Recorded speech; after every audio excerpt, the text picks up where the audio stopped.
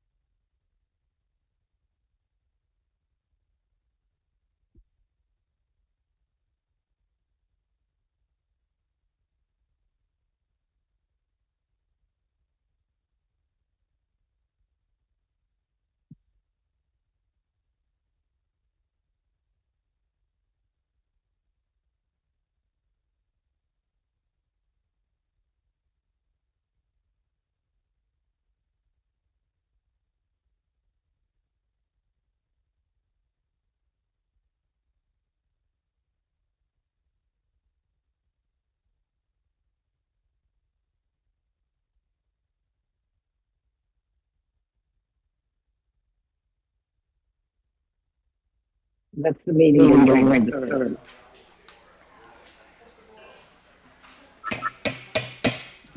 Okay, good evening, everyone. Thanks for coming to our city council meeting this evening, April 6th. A lot of folks said everyone in Oldham County will be on spring break, but all of us poor people are still here. So we didn't have the money to go on spring break, so we're all here and glad to be here. Thank each of you all for attending tonight. Hope you might have something to bring to the city council if you choose to during public comment time. Final Four is over with, finally. Oh, no, there's another game tonight, isn't there, Kevin? Yeah. All the Kentucky teams, I think, are out of it. I'm not even sure who's playing it, but anyway, maybe we will get out of here to see the last minute or two. Hope so. So, have a nice lengthy agenda tonight. So, hopefully we can work through it very quickly. So at this time, as we always try to do, if you could, please turn off your phones. If you're in the audience, have a phone, just silence that for us, at least silence it. And then if you need to use it, you're welcome to step out. And at this time, we'll all please stand if you can and say our Pledge of Allegiance. Kenny Powell's going to lead us. To the flag of the United States of America and to the republic for which it stands, one nation, under God, indivisible, with liberty and justice for all.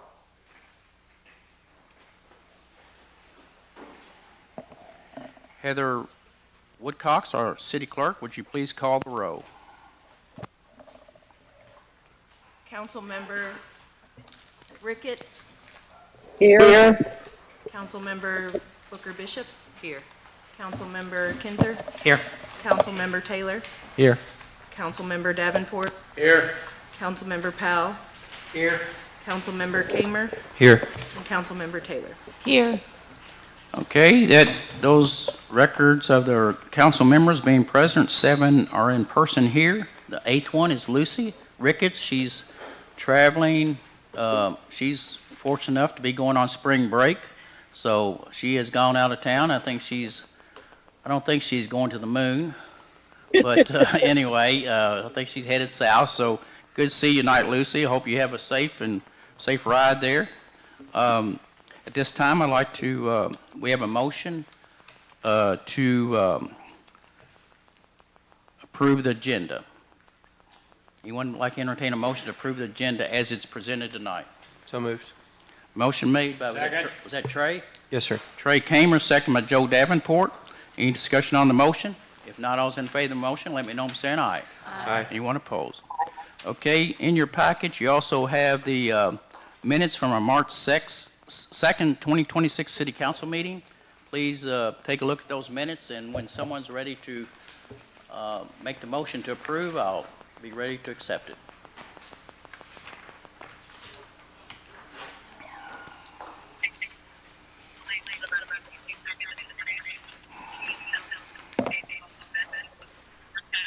Motion to approve the April 6th, the March 2nd City Council.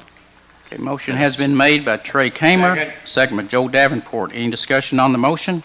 If not, all's in favor of the motion, let me know by saying aye. Anyone opposed? Thank you. Okay, we also have another set of minutes in your packet tonight from our March 11th special call meeting.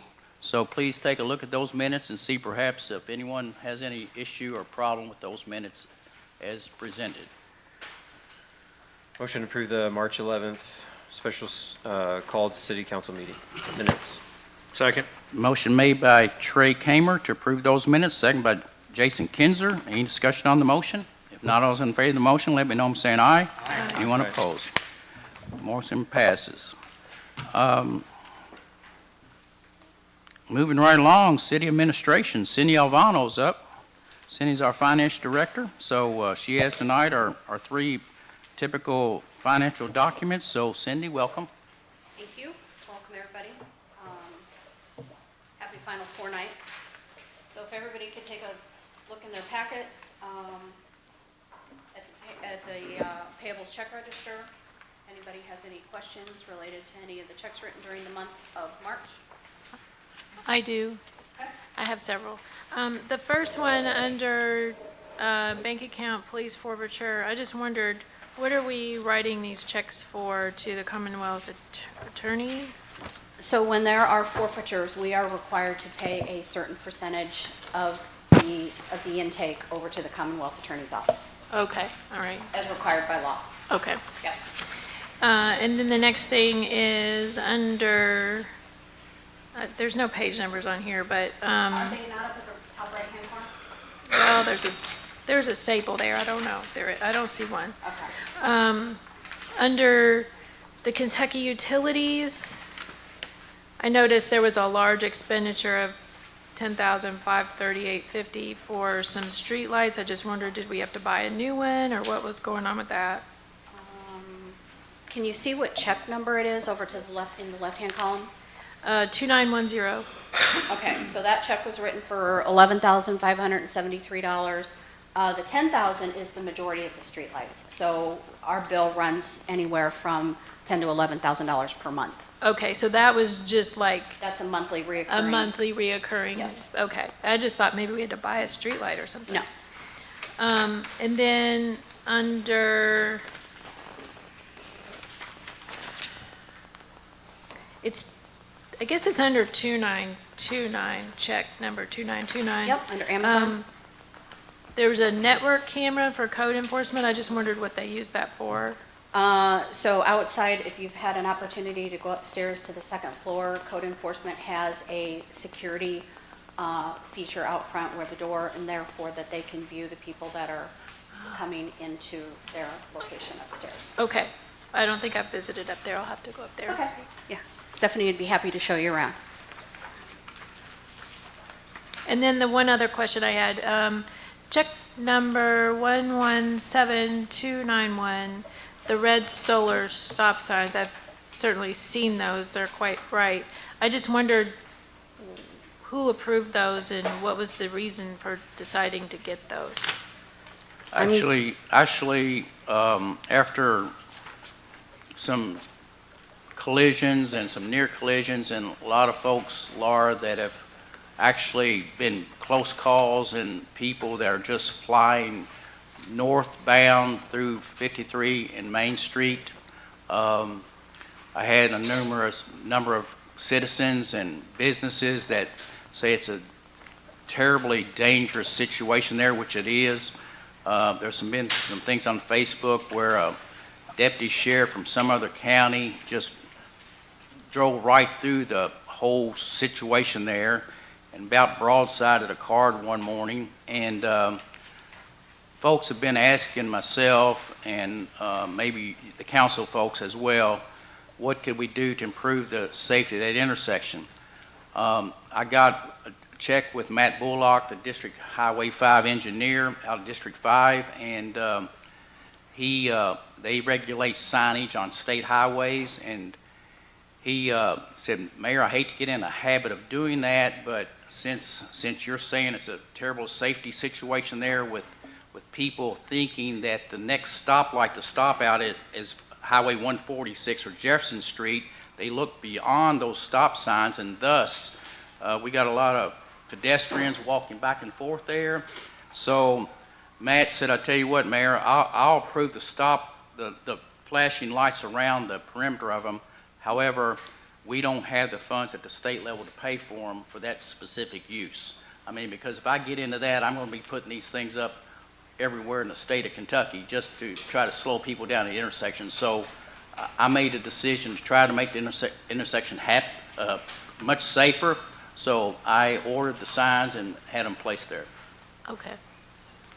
Yeah, that, Mayor, I just want to say that's, I've seen that personally as well, especially later on at night where people are going through there at full speed, 35 miles an hour, and there's pedestrians walking around. And I noticed, I had mentioned something to Chief, and he, I don't know if he asked Officer Fetty to do it, but I saw Officer Fetty sit there and he pulled over quite a few people going through that intersection. So I think we're getting, between the lights and between the extra patrols, I think we're getting things finally under control. So I agree that it was a safety situation that needed to be addressed. So thank you. That's all of my questions. Thank you. Thank you. Anybody else have any additional questions? Yes, ma'am. Okay. On check 117280, paid 36, so I guess that's page, I don't know, 4 or 5. Manly Signs and Awards, Tourism and ECGC plaques for almost $8,000. What was that? So that is for 2 plaques. I do not know specifically what they say. Mary, maybe you can help me out with those. Those were the 2 signs that we got from Manly, one for tourism and one for Eagle Creek. Yeah, They were very big. those were the dedication plaques that were put there when we had the ribbon cuttings or in the grand openings of those 2 facilities. And I think they were ordered through Parks. Parks, weren't they, Trey? Yes.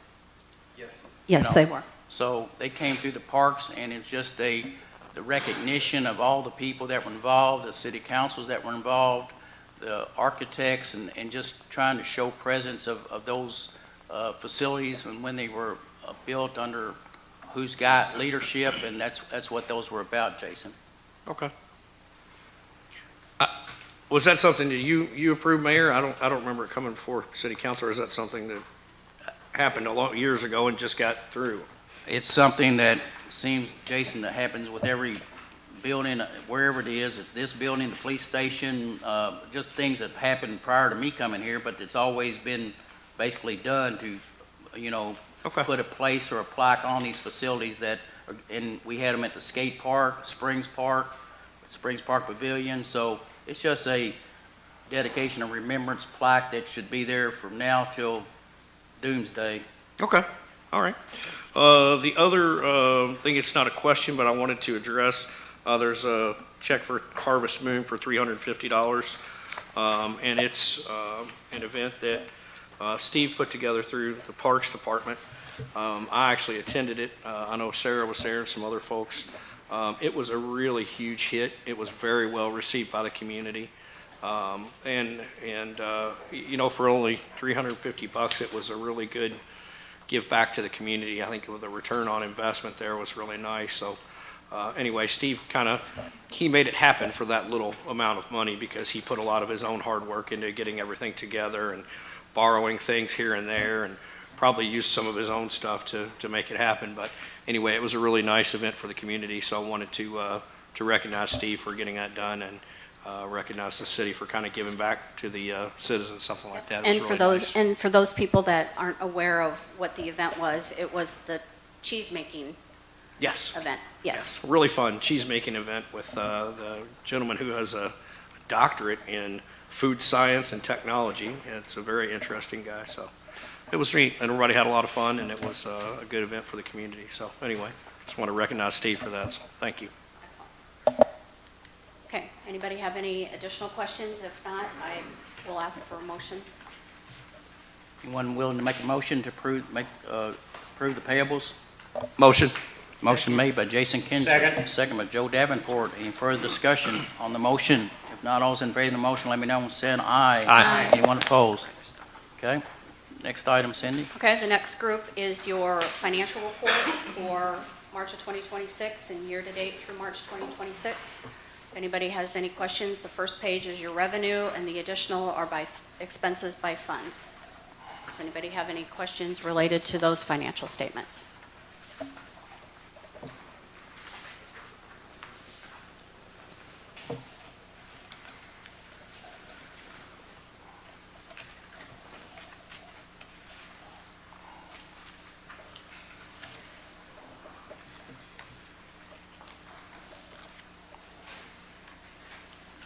If there's no questions, can we move the council to ask for,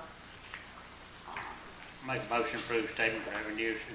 Okay, the motion has been made by Joe Davenport. Would there be a second? Second. Second by Jason Kinzer. Thank you, Jason. Any further discussion on the motion? All those in favor of the motion, let me know by saying aye. Aye. Anyone opposed? Okay, last report, Cindy.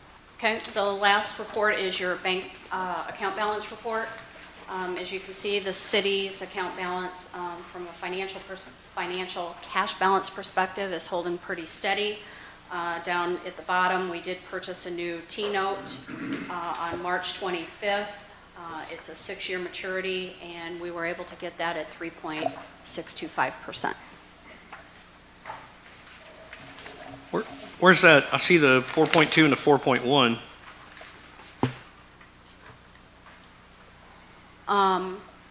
Are you asking, I'm not sure what you're asking, Jason. Which one was the new team? At the bottom of, at Oh, the yeah, bottom, you I see investments accounts. Yeah, you can see that 900,000 moves out of the money market account and into the T-note. Okay. Yeah. Gotcha. Yeah. Gotcha. And we are holding, that's almost the exact same number we had last month at 19.7 million, basically, correct? Yep. Okay. So holding we're steady. rolling month to month at 19.7 million. Yep. Thanks. Okay, Motion approved bank account. thank you, Joe. Would there be a second to that? I'll second. Second by Laura Taylor. Any further discussion? If not, all those in favor of the motion, let me know by saying aye. Aye. Anyone opposed? All right, let's Thank keep you. moving. Thank you, Cindy. Our next item tonight would be public comment. Item number 8. Anyone here tonight want to speak during public comment time? Mayor, city council members, just a couple, 3 things I wanted to bring everybody up to date on. We had, on March 26th, we got the results of the bid process for the 393 Allen Lane projects. And they were 20 million over what the engineer's estimate was. The engineer's estimate was 45,937,516. And the highest bid, Louisville Paving had to put in a bid of $75,178,000. Mack Construction was the next lowest bid at $68,900,000. And Cleary Construction had the low bid of $66,800,000. So these were all excessively over, what the engineer had estimated it being. So my understanding is they're going to go back probably out in May, or put this back out in May with some clarifications or whatever. It was a short window for them to be able to put their bids together, 300-some page bid document. So there's some thoughts that maybe they don't, they were, I won't say padding their bids, but they were, had a little bit higher bid than what they would probably come in with if once they got some of their questions answered. So my understanding is that and I've been talking to both David Osborne and Jason Nemus about this to see, we want to get these projects definitely moving forward because, on both the 393 and Allen Lane. So that's kind of where we are right now. They're not going to let these bids, I don't think, on, it's been submitted so far, they're not going to accept the bids. But, as we move forward, hopefully in May, we'll get some bids that, that they will be able to at least consider moving forward on that. Another thing, I know Grant Gerstner with Old Amira had done a lot of research. I get more questions on Facebook and on my email about the rest areas on 71. I know it's not right here in LaGrange, but they're supposedly going to open those by the fall or whatever. There's probably going to be 2 phases. They're going to open the rest area, the northbound rest area, before they do the southbound rest area, because they're going to hook into the sewer plant and water lines on the Brentwood subdivision. So they can get access on the north side quicker than they can the south side. They've got to come under the interstate to tie into the northbound side. So it's going to be probably a little bit longer on the southbound side, but they hope to get those, I think, in the fall, opened up in the fall. So, I know there's a lot of questions about that. And I think these truckers would definitely be, thankful, because every night you go by there's trucks parked on both sides of the road, and that's not safe either. So just wanted to bring you up to date on it. And the last thing I've got is regional license offices. David Osborne, Jason Nemus, Ken Fleming, and Lindsay Tishner were able to get 3 new regional license offices funded through KYTC. So one of those is going to be in Oldham County. Don't know the location yet, but I think that's going to happen, sooner than later. So, there were several bills to try to put these license offices back in all 120 counties, and that's just not feasible. Robinson County, I think they said, had 3,000 folks, and they just, financially, it doesn't make sense to bring all of those back to all 120 counties. So hopefully they're going to, we'll have a regional office here in Oldham County, and then they'll have days for, surrounding counties to go to those counties and hopefully make this thing better than what it's been in the past.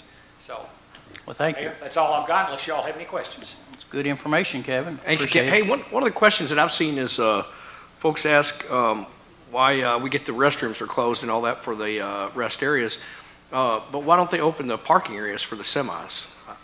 I've seen that a lot My online. understanding is, and I don't know whether Grant has more information or whatever, but they've always told us that liability or whatever, they don't, if they have them open, don't have sewer access, then they're worried about, trash being dropped off and whatever. So that's what they told us multiple times, that they're just, until they get them fully operational, they're not willing to open them up and even for temporary parking or whatever. Gotcha. All right, thanks. Okay. Thank you all. Thank you, Kevin. Okay, anyone else want to come forward tonight during public comment time? Yes, sir.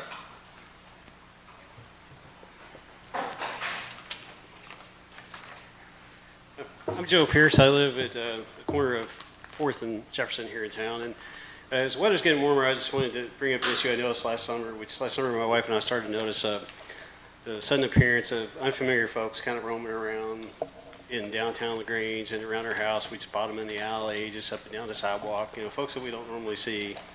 And I run and jog and ride the bike a lot, so I started noticing, look like some unhoused folks, homeless folks, whatever you want to call them, camping in the gazebo, hanging out at the library, living in cars out in front of Southeast Christian.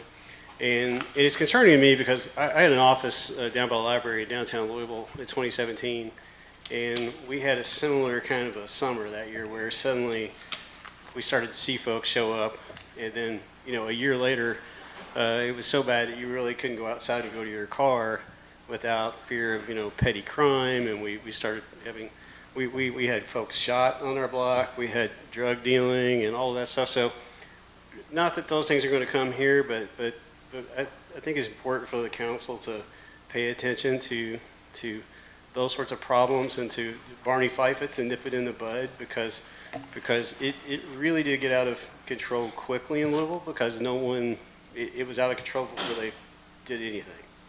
So not that we're going to have 100 people show up and start dealing drugs on the corners in LaGrange, but if we don't pay attention and don't have a plan to help some of these folks, because there are solutions for them in the community. If someone's roaming around and doesn't have a place to stay, a place to live, there's a shelter complex in Louisville that can help them, and I know there are other organizations here in LaGrange that help folks that are down on their luck, and just want to make sure that we just don't turn a blind eye to that and allow it to get out of hand. So that's all I have to say. Do you think that you saw an influx of that after the methadone clinic opened up? in the Historic Tourism District of LaGrange? I can't tie it specifically to that. You know, it wasn't unusual for the last 5 years for us to see someone that looked unfamiliar, and we'd hear rumors of their camps in the woods back 4th Street and out near Lusco and out behind the McDonald's along the interstate. You know, you hear some stories on the grapevine of that. It just seemed that the numbers were picking up last summer and last fall. And now that the weather's getting nicer, it's like, you know, I've already noticed that there's some folks living in cars in front of Southeast Christian in the parking lot, which is, you know, not really good, especially since we have a lot of kids roaming around that area. So it definitely picked up last year over previous years. Thank you. Stephanie Winther, you have any comments on that situation or that subject? Either you or Ray with the police department. We know we have some folks that are down on their luck and don't have a roof over their head, and you just see them in different situations, and we know that issue is out there, but So we're aware of a couple situations that we don't want to disclose a lot of the information because we are trying to protect people's privacy. But in the situations I'm aware of, these people don't want to live in a building. They don't want to live in an apartment. They're perfectly happy with how their current situation is. And I know that Don Wright, the police chaplain, is working with a female, an older female, that is homeless, and she's perfectly happy the way she is, and that's exactly what she wants to do.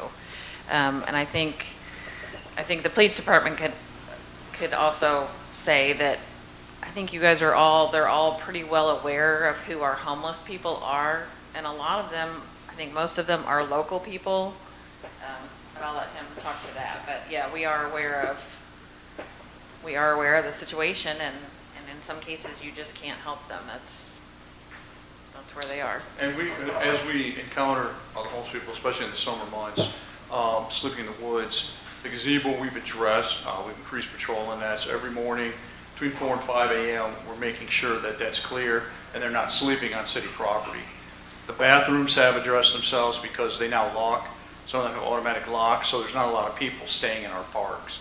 When we do come across them, like Stephanie said, we encounter them, we ID them, we talk to Dawn. If we're able to provide housing or if they are looking for help, we're able to do that. I do know the homeless lady she's talking about. She is very happy to stay in her vehicle and just go about the town, and sometimes she makes a good witness when things happen. But as we encounter them, we offer the help we can. If some of them say, I just want to go to Louisville. Some of them might say they want to go to Carrollton, one of those shelters. So then we move them along as best we can and provide whatever assistance we can and make sure that Don is aware every step of the way. And generally, we have a fair amount of success moving people on. But it's bound to happen. You know, as you know, the highway is a pipeline, so as people come through, or if people are dropped off the hospital, we encounter that. They might come from Carrollton, they might come from, far away and get dropped off at our hospital. Well, now they're at the hospital, so now we have to find a situation how best we can deal with that. So. any questions of either Stephanie or Ray at this time? Okay, thank you. Stephanie, you just stay up there for just a moment, please. Here we go. Let's see here. I've got Stephanie Winther. I just want to bring appreciation to what she has accomplished as our code enforcement leader in our city. She has received a couple awards here from the American Association of Code Enforcement, and Stephanie takes pride in her job. She does her job well. She's just not a code enforcement lady that does a few things. She tries to do the overall realm of what code enforcement means to a city. The truth of the matter is, some folks tend to not understand what she does each day, but she's actually out there trying to keep our city pretty as she can. It's a tough job when you're trying to deal with someone's personal property, but she tries to use her ability and her training to go speak with them and help them out in many different ways. So some cities don't have code enforcement, but ones that do, you can tell it because your city looks brighter, looks cleaner, and the weeds are less than what they would be otherwise. So on behalf of the American Association of Code Enforcement Accredited Agency, the City of Grange, Kentucky has demonstrated the highest level of excellence and professionalism in the field of code enforcement by meeting the standards established by the American Association of Code Enforcement. The association proud is to issue this 3-star accreditation on this 27th day of February 2026. So it's a 3-star accredited agency. Stephanie goes to a lot of training. She even goes out of state to get these credit hours. And I just want to show Stephanie tonight to the city, to the public, and appreciate her for her service of highest degree. Thank you. Thank you, Stephanie.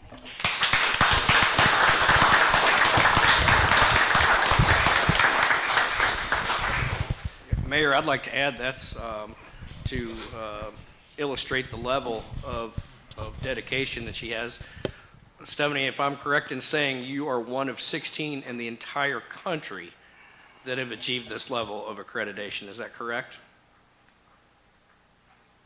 That is correct. We are number 16 in the nation. That's pretty amazing. So Great we're pretty job. high up there. Great work. Great work. Okay, still have time for a few more public comments. Please come forward and be glad to listen to each of your concerns.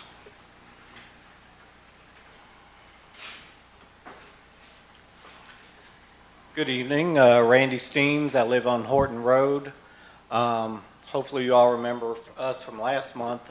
We brought to your concern about installing a speed hump on Horton Road because of the excessive speeding. We were given the task, the first part was to fill out a petition. We got everybody on the street except for 2 houses to agree to allow a speed hump on the street. The 2 we didn't ask, we were confident it'd be a hard no anyway, so we didn't ask. But other than that, everybody on the street agrees with it. I turned the paperwork into Corey Rusnick, and he approved the petition. The next step was the line of sight for the speed hump. The line of sight had to be 300 feet. He said it failed that part of the criteria. I think at one point he said in one direction it was 350 feet, the other direction it was 200 feet. So he had to fail it. The next step he does is passes it along to, and I think he called it the road crew committee meeting. I believe there's 3 people on that one. I believe Mr. Powell, Mr. Davenport, and I'm not sure. Jason Taylor. Jason Taylor, okay. So that's what he can do next. Some of the residents and us have a little issue possibly with a conflict of interest with one of the members and somebody that lives on our street being related to each other, so that might be a conflict of interest that some people have brought up. Nothing personal about anybody with that. But we are asking the council to approve the speed hump because we know you can. You have the final say in everything. You know, we did our part with the petition. The line of sight failed, but if you look at the speed hump on Yeager coming from the library up the hill, you can't even see that speed hump until you're within 50 feet of it, coming one direction. So I know the line of sight can be overlooked a little bit.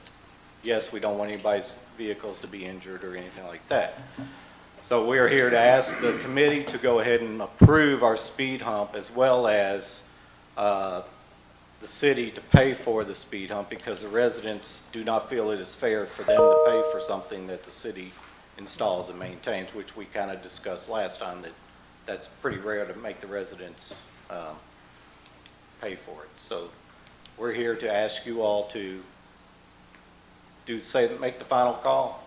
I know Trey said he came down our street a bunch of times and noticed how many people in the school line use Horton Road to pull in, come down a little bit, turn around to get back in line. So it is a busy street, even though we're a small dead-end street. So we're asking you all to approve speed hump for us. Please. Thank you. When is the street committee meeting, Kenny? It'll be next week. Next week? Okay. You have a time and date? It's the second Thursday at 7 o'clock. So that's this week, actually, isn't it? The 9th? That's what's on the calendar. I don't know if Heather can tell us for sure, but Oh, you're right. That's- is it this week? Okay. Yeah, it's this one. I apologize. Okay, no problem. Thank you. So this Thursday, 7 o'clock? 7 o'clock, Where at, sir? right there. Okay, and can we attend that? Absolutely. All right. And again, it was no personal thing against you. I'm trying to figure out who I'm kin to. Mr. Rankin by marriage. You got the wrong brother. Well, I just thought Rankin and Powell were all kind of pretty No, it's close. only by marriage and, We're not we're a kidding. very small town, so we're just making sure that everyone's treated fairly. Absolutely. Awesome. Can I ask you a question? Is there a particular spot that you're looking to have this speed hump on I'll the road? answer that right in front of my house. Yeah, I think that's where Corey was kind of looking. We're kind of halfway down the road, and that's where he was kind of Is there looking an to. address that's close by that just, 404. okay. Thank you. I do got a question. Do you rent or own your home? Own. Been there since 1998. I love Ford Road. It's just become very busy. A lot of kids, a lot of And new we've houses. noticed the last few weeks, the police have definitely stepped up their patrols.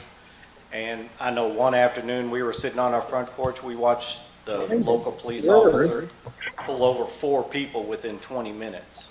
So, I You mean, can't help but hate speed. I personally spoke with Chief and asked that the patrols be we bumped never up. did get the radar speed trailer either. They asked us about it, but then we never got it. I think the reason that we were told is they couldn't find a flat place to place it. I don't know what that means. I got another question. Yes, ma'am. So, and then you said you got the petition, and then you want us to pay for it, but it failed the line of sight, and you want us to overlook our regulations and consider putting the speed hump in, Yes. even though they're firm regulations. From what we've been told, that has been done More than once in the city limits of LaGrange. As many speed bumps as. according to as Corey. we have. It's been done before. The city council has the final say in approving it. But to ask 18, 25 houses to pay for something, or we could put a sidewalk in. No, I'm just saying, you want us to overlook our regulations that we set in place as a Yes. site variance. Yes, because we're bringing to your attention the overlook that's over on Yeager. So if you. Why I wasn't on the council then? Well, you are now. I know. Corey, where's Corey? Is he here? I don't think You want to he's here. speak, you want to speak to this at this moment? Oh, And I have a question for Corey as well. Perhaps you, if someone's got a Corvette or one of the lower riding cars and it does get damaged on the speed hump, they That's on us. sue the city? Yes. That's actually one of the speed humps that was, I believe it was 4th Street. I can't remember exactly which one. We have paid for an engine in a car because they hit it going, I don't know how fast, and drained the oil out of their engine. We were tasked with paying for it. So there's not always positive. Me personally, I don't care. If it makes the residents feel safer walking up and down the street, I'm all for it. As far as Yeager, so most of the speed humps that were put in the city were done during Landline's administration, before we had, So how long ago was that? 2013-ish. Yeah, up until 2015. Yeah, so all but probably about 4 or 5. So when I got bombarded with tons and tons of people both ways. I heard you're putting a speed hump in front of my house. I don't want a speed hump. Why are my tax dollars paying for a speed hump? We want a speed, it's 50-50. You can almost flip a coin. So that's why we came up with it. In 2015, I had a traffic consultant draft the guidelines. So some of these were put in. Yeager being one of them is a problem. Even the one on Kentucky, we took out because there was an accident there where people were getting rear-ended. So, you can look at it both ways. Now, as far as Horton Road, there's not a great place to put it. So there's, the only flat stretch of land you have is right when you come onto the street, would be a potential. The site visibility would be less right in front of their house, but there is a manhole right in front of the walkway coming out. So we would probably have to rotate it downhill, which puts it off grade, which would give you zero visibility driving south. So that would be another safety issue? For Possibly? visibility, yeah. I mean, it's more liability on the city, but now, other than that, you push it further north past where you have another flat spot, then you only have two houses. Would probably be dip. And so where to put it? It's not a great place to put it. It's not the flattest road in the city. So, And I know you guys, I know you have your concerns, but I hope you understand it's important that we look at both sides as well. We clearly see your concerns and the safety issues that you see, but it's important for us to look at all sides as well. I'm just bringing to you that everybody with two houses on our street. And I brought this Understood. to the attention of the city council many moons ago, 2001. Oh, wow. And it was Okay. turned down. My dog was hit and thrown about 30 feet, and I shared that story already. So I don't want it to be a child. Safety is a consideration on both sides, but I would rather have someone bitching and complaining about bottoming out a car versus a 4-year-old child getting hit and killed. We could weigh that out. So we did what you asked. We got our petition signed. Corey has been a super big help. So it's just up to you. If you guys choose against a speed hump, then help us make it a safer street. It's not safe right now. You got construction going on. You got new houses down there. You cannot help but gain speed, and it has to be fixed. This is the second attempt in 20 years. If y'all tell me no, that's fine. I'll come back in another 10. But something has to be done on Horton Road. I will say I drove after you all came in and spoke with city council. I drove down the road myself, and you're right. I had to keep my foot on the brake the entire time to stay at 20 with the hills and everything. It's Whatever you all decide, we'll back it up. Safety is important on both sides, but I'm being adamant. Something needs to be done on Horton Road. Is it mostly people that are doing speeding that are unfamiliar with the road or the construction people? I would say 20% of it right now is construction, UPS, FedEx. They're on a time limit. They gotta get down there. So yeah, it's not just our residents, it's other places. But Horton Road needs to be addressed and something needs to be done. Corey, I have a question about the speed humps. Sure. In our neighborhood, we have the speed humps that are kind of wider and pretty tall. So you cannot go the actual speed limit when you go across one of those bumps, or your car is going to get hit really hard. So I've been in some neighborhoods where they have like the low, shallow ones that are kind of like bump, bump, bump, bump, bump, bump. You know what I mean? It kind of alerts drivers that they need to slow down, but it's not like that jarring hitting a high bump. Do you know much about those in comparison? Are they more Not a lot. expensive, or are they, what's the pros and cons with those? Me and Kenneth spoke about that today. There's possibly some type of rumble strip that we could put down, but we'll have to look at it. I don't know. I'm unfamiliar with them. So we're going to look at all aspects. That's kind of one of the next steps. Take it to. There's some neighborhoods in Louisville near where I grew up in the Crescent Hill area where they have, there'll be like 3 or 4 of them in a row. Right. And they're not real tall, but they get your attention Sure. because you're hitting a whole bunch of them at once. Right. I just Yeah. wonder if Whatever. something like that might work out. I don't know. It would slow them down, definitely. I think it would get people's attention. Sure. So yeah, I anticipate, having those discussions in road committee. And just one thing, I don't know which officer it was, he was very friendly, a little older gentleman, when he came to the house to let us know they were there monitoring, and he says, yep, when they drive past, they better be doing 25. City council, my speed limit on my road is 15.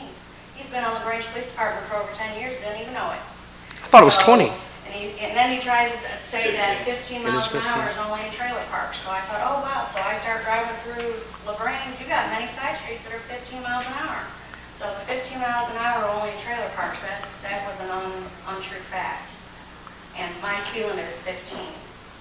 So we appreciate you listening. Second time in 10 years, I just hope you all can help us. Hey, Corey, I had mentioned, and I'm just kind of thinking outside the box, trying to, like she said, figure out some way to help if the speed bump won't work. And I'd mentioned perhaps putting in a crosswalk somewhere halfway through with stop signs on both sides. Can we do that? Do we have to have because people that on that side of the road have to cross the road to get to the elementary school, for example, and there are no sidewalks. So could we justify, and it would be a lot cheaper to put in 2 stop signs and paint a crosswalk, less liability. Is that an option? Something we've never done, but I mean, we can talk Is about that it, at sure. the middle of Ford Road? Is that what you're saying, sir? I'm sorry? At the middle of Ford Road, like down by my house? That's what I was thinking, is put a crosswalk somewhere in there where they have to stop. People off that they gotta make a complete stop. You get those people down at the dead end of that, they wanna get over my hill and down to the stop sign to go. You put a stop sign there, that's just gonna piss them off even more. Stop signs are definitely more effective than a speed hump. I mean, speed humps, I think they're designed, you can still go over them at about 20 miles per hour. So they don't slow you down a lot. Okay. I'm just let's- thinking of let's- options. Let's let it get into the committee this Thursday at 7 o'clock, right, Kenny? So let's move to the committee and see how that will be dealt with at the committee level. So thank you all. Appreciate you appearing again. Thank you. Okay, anyone else tonight for public comment?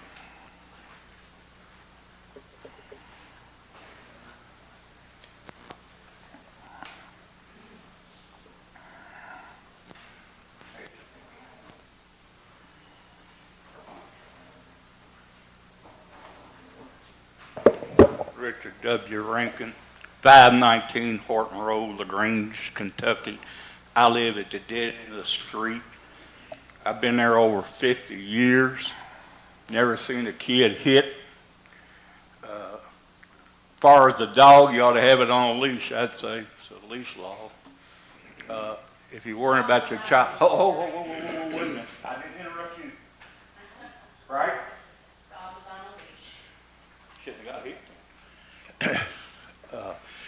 Far as the speed bump, it's going to hurt the city when they start plowing the snow and ice where they want to put the speed bump, because they got to come to a complete stop to get over the hump, and they will sit there and spin in the ice and snow. Where the speed bump needs to be is not there. Stop sign is fine. They're going to run it anyway. Speed bump, all it's going to do is make the people in the back neighborhood really upset. But what burns me is they got everybody but 2 people to sign the petition, but from the 400 block of the mailbox out to Madison Street, them people don't come back Horton Road. Nobody, at the end of the street, there's 7 houses. It don't come back Horton Road. So somebody needs to explain to me why they got the petition for somebody that don't even come back the road. I don't know. I've been back there, like I said, 50 years. I opened it up for the city so they can turn around back there in the wintertime, and their chipper can get turned around there real easy. No problem at all. We got a speed limit. I brought it to the man's attention where the construction was going on, and he talked to his 2 kids and said, slow it down. Mr. Rankin's got a problem here. Y'all speeding, and the people up the street are complaining about your speed. Well, they did, and they had. I see no reason for the city to waste money putting a speed bump. It don't need to be, it ain't been there yet. Kirby Miller, Bino Hoffman, the last time they paved that road, we went to Kirby, because we had five young kids back there. Kirby can't do it. Won't allow. State won't allow. The road is not long enough. You don't have enough people live on that road. So they canceled. Okay?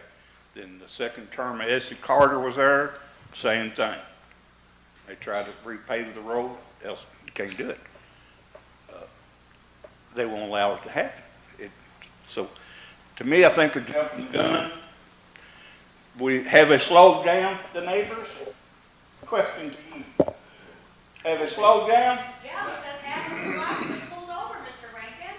Of course we're gonna slow Well, Hey, wait a minute now, Richard. Let's don't get into the debate. You just let us hear your opinion, and we'll just leave the debate out of it right now. I can okay? stop on top of you. That's what I'm doing now. You know, I don't want to make the whole street mad. I don't care. But the thing of it is, we've tried twice to get it. And they keep talking about their kids. Keep eye on your kid. There's a 4-year-old up the street, and she's not allowed off the sidewalk. You know, when they tried once before to widen the road, okay, for the school buses to pass because they was going to put a big subdivision back there, they couldn't do it. The simple fact is, you say you've been back Horton Road. Would you care if they took 15 foot of your sidewalk in your front of your house? Yes or no? You would. You wouldn't care. They can have. I would care. I see your point. That's what's going to happen. If you start putting in sidewalks, you got to have 15 foot from the middle of the road to the side of the road. You put it right, engineers? Right? How many of you have been back Horton Road?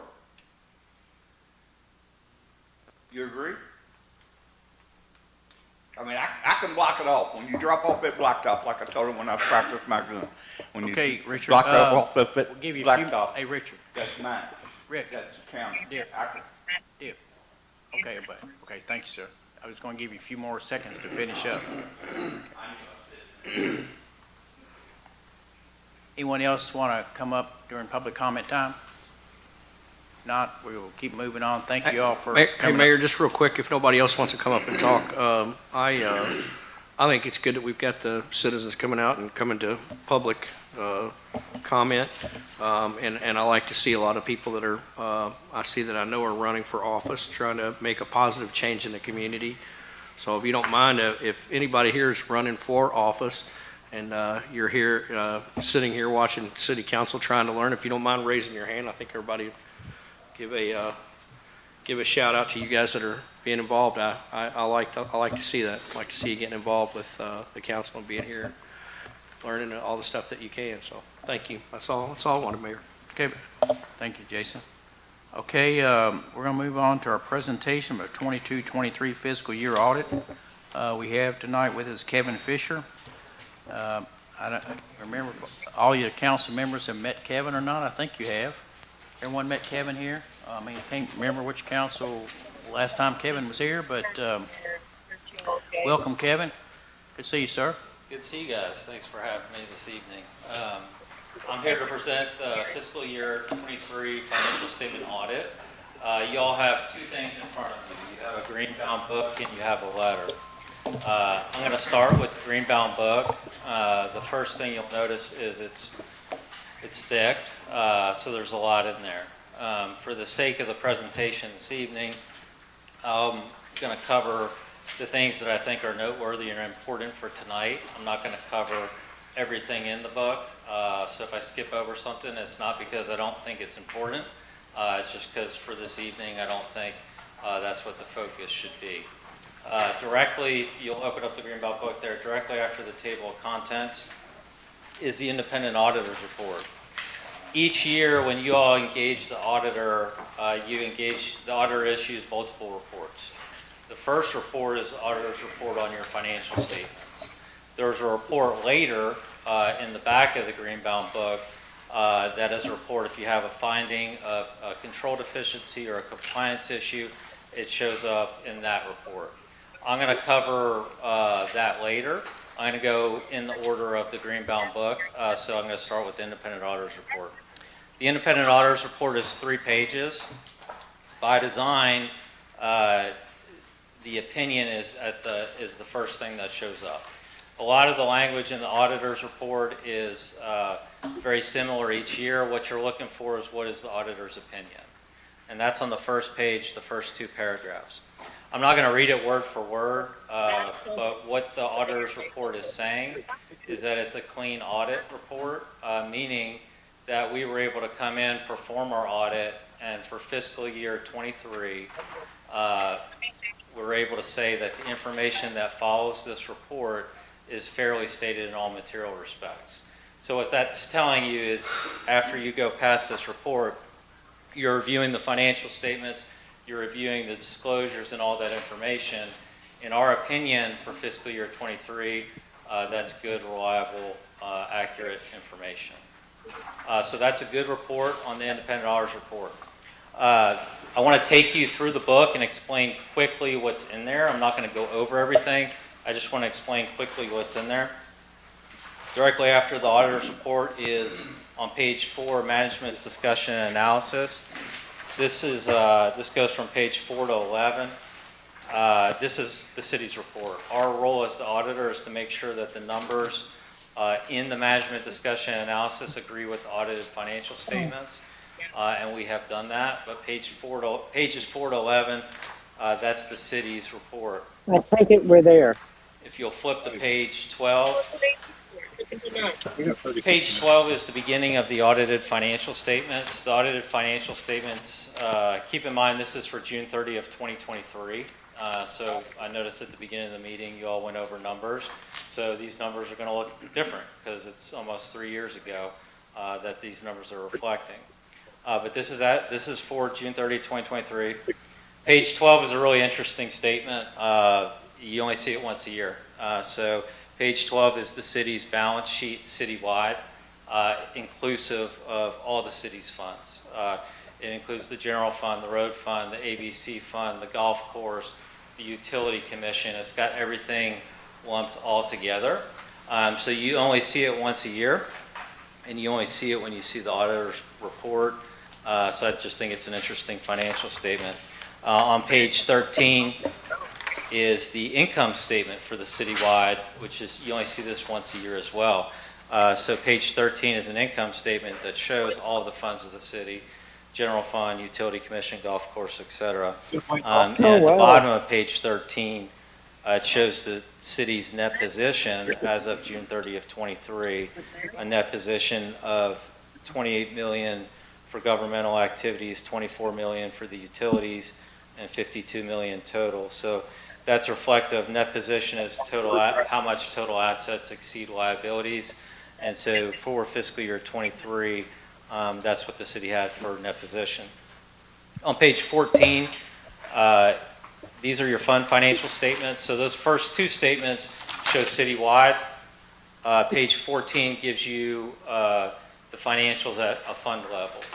So page 14 will give you the general fund, the other governmental funds for the balance sheet. Page 15, income statement at the fund level. Page 16 gives you the proprietary fund, which is the utility commission, the golf course. The utility commission is audited separately, and the utility commission's audit was done a few years ago. And the utility commission's financials are simply wrapped into the city's financial statement. If you don't see the utility commission information like this, you see it once a year on this financial statement. After page 20, page 21, from page 21 to 46 is required footnote disclosures. There's a ton of information about the city's financials in here. A lot of really good information. I'm not going to go over all of it. I just like to point out that it's there. If you have questions on it, I'm happy to answer questions this evening or in the future. Talks about the basis of accounting that the financial statements are reported under. A lot of information about the city's debt, what debt the city has. A lot of information about capital assets for the city, the retirement system, the unfunded liability for CRS. There's just a ton of information. So I'm not going to go in detail, but it's all required to be in there. In our opinion, it's all fairly stated. Everything that's required to be in there is in there. Then the page 47. So that's directly after. There's budget to actual information. On page 47, it starts with the general fund. From page 47 to 49. It's always interesting to me to see, how you did compared to your budget. It's less interesting because this is June 30 of 23. It'd be more interesting if we were looking at June 30th, 25 or something like that. But this is a statement that I always look at to see what was the plan, where did it land. So I like to point out that it's here. It'll be here every year when you review your audit. And I'd like to point out because it's towards the back and I don't want it to be overlooked.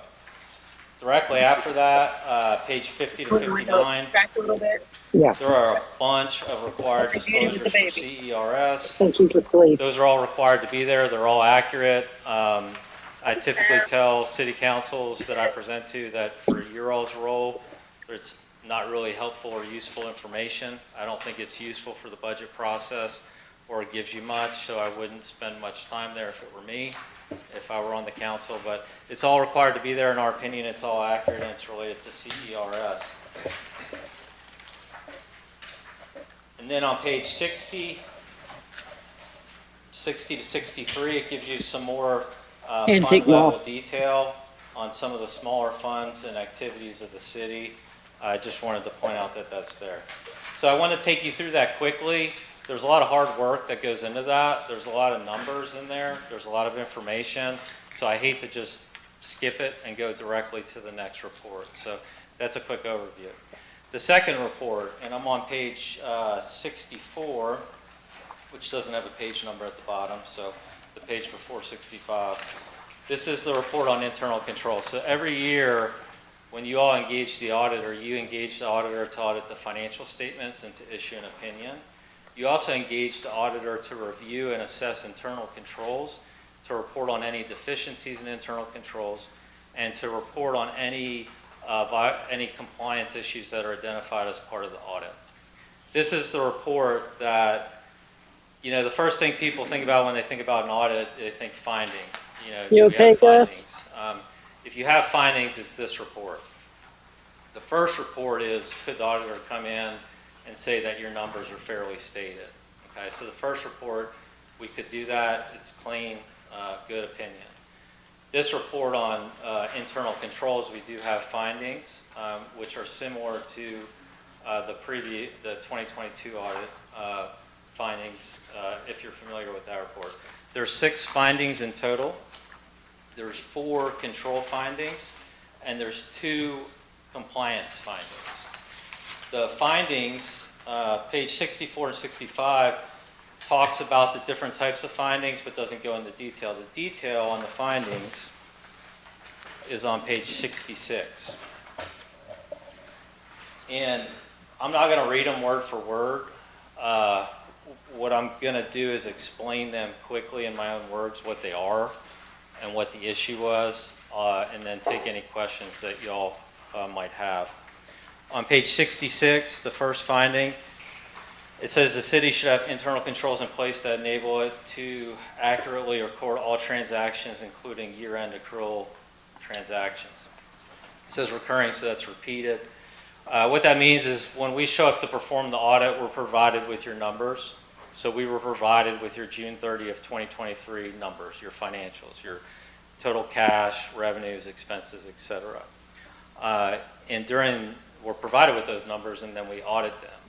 This finding's the result of us receiving those numbers and then having to make adjustments to them so that when I say that your financial statements, when I say it's a clean audit report, that we can express a clean opinion on your financials, we have to make those adjustments so that we can say that. So this first finding is related to the auditor finding accounting issues that needed to be corrected. The second finding, 2023-002, the city should have internal controls in place that enable it to prepare complete financial statements. This says recurring as a repeat. This is a finding, in my experience, that is very common. The city's had this finding. I know the mayor has wanted to, I believe, get rid of this finding or have it corrected. Many of my city clients accept this finding because it's related to, you know, when you look at this book and there's 68 pages and all these required disclosures and all these new rules that they put on how you're supposed to present your financials, some cities accept it and allow the auditor to prepare it in lieu of hiring a CPA or an outside consultant and the cost of that. So this finding, for me, is pretty common and generally accepted. And if there's a different level of findings, this one would be the lower level. On page 67, the next page, the city should have internal controls in place to ensure bank accounts are reconciled timely. This dates back, this finding, I think, is important to remember. It dates back all the way to June of '23, or really July of '22 to June of '23. And during that time period, the bank accounts were not reconciled timely. And if the bank accounts are not reconciled timely, that's an automatic finding, that's an automatic deficiency. That's one of the most important things that need to happen on a monthly basis. So this finding dates back to that time frame.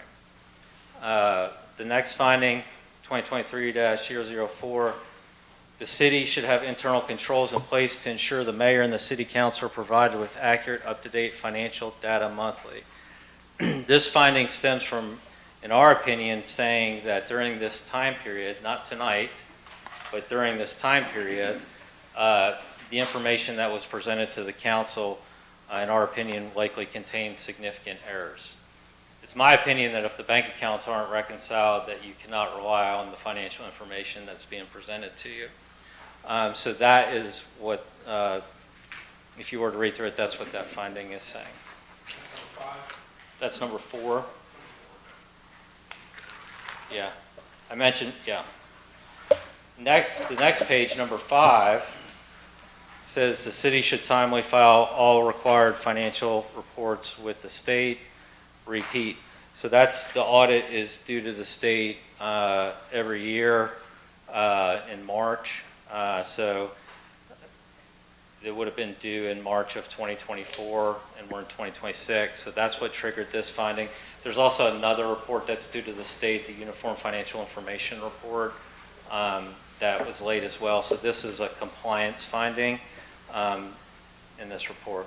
The next one, 2023-006, the city should expend funds in accordance with Kentucky Revised Statute 424.260.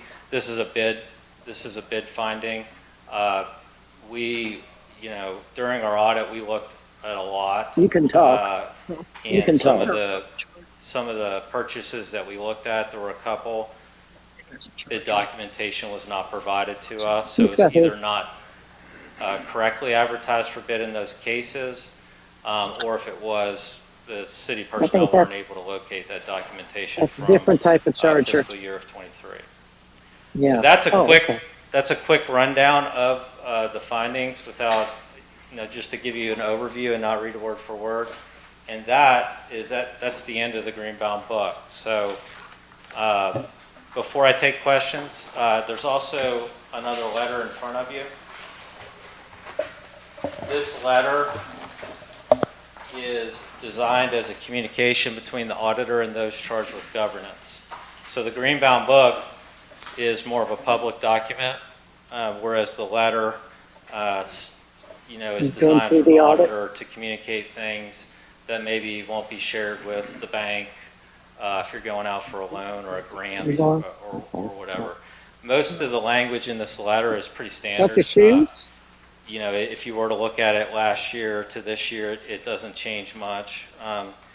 The big thing that we have in here, which you wouldn't find as a surprise, at the bottom of the first page, it says completion of our audit was delayed due to the issues I just had mentioned with the findings. The other thing I'd point out in this letter is attached to it is the adjustments. So what that gives you is that gives you from the start of the audit, from coming in, what adjustments were made so that we're able to say that the financial statements are fairly stated in all material respects. Audit adjustments are not, to be clear, it's not money missing.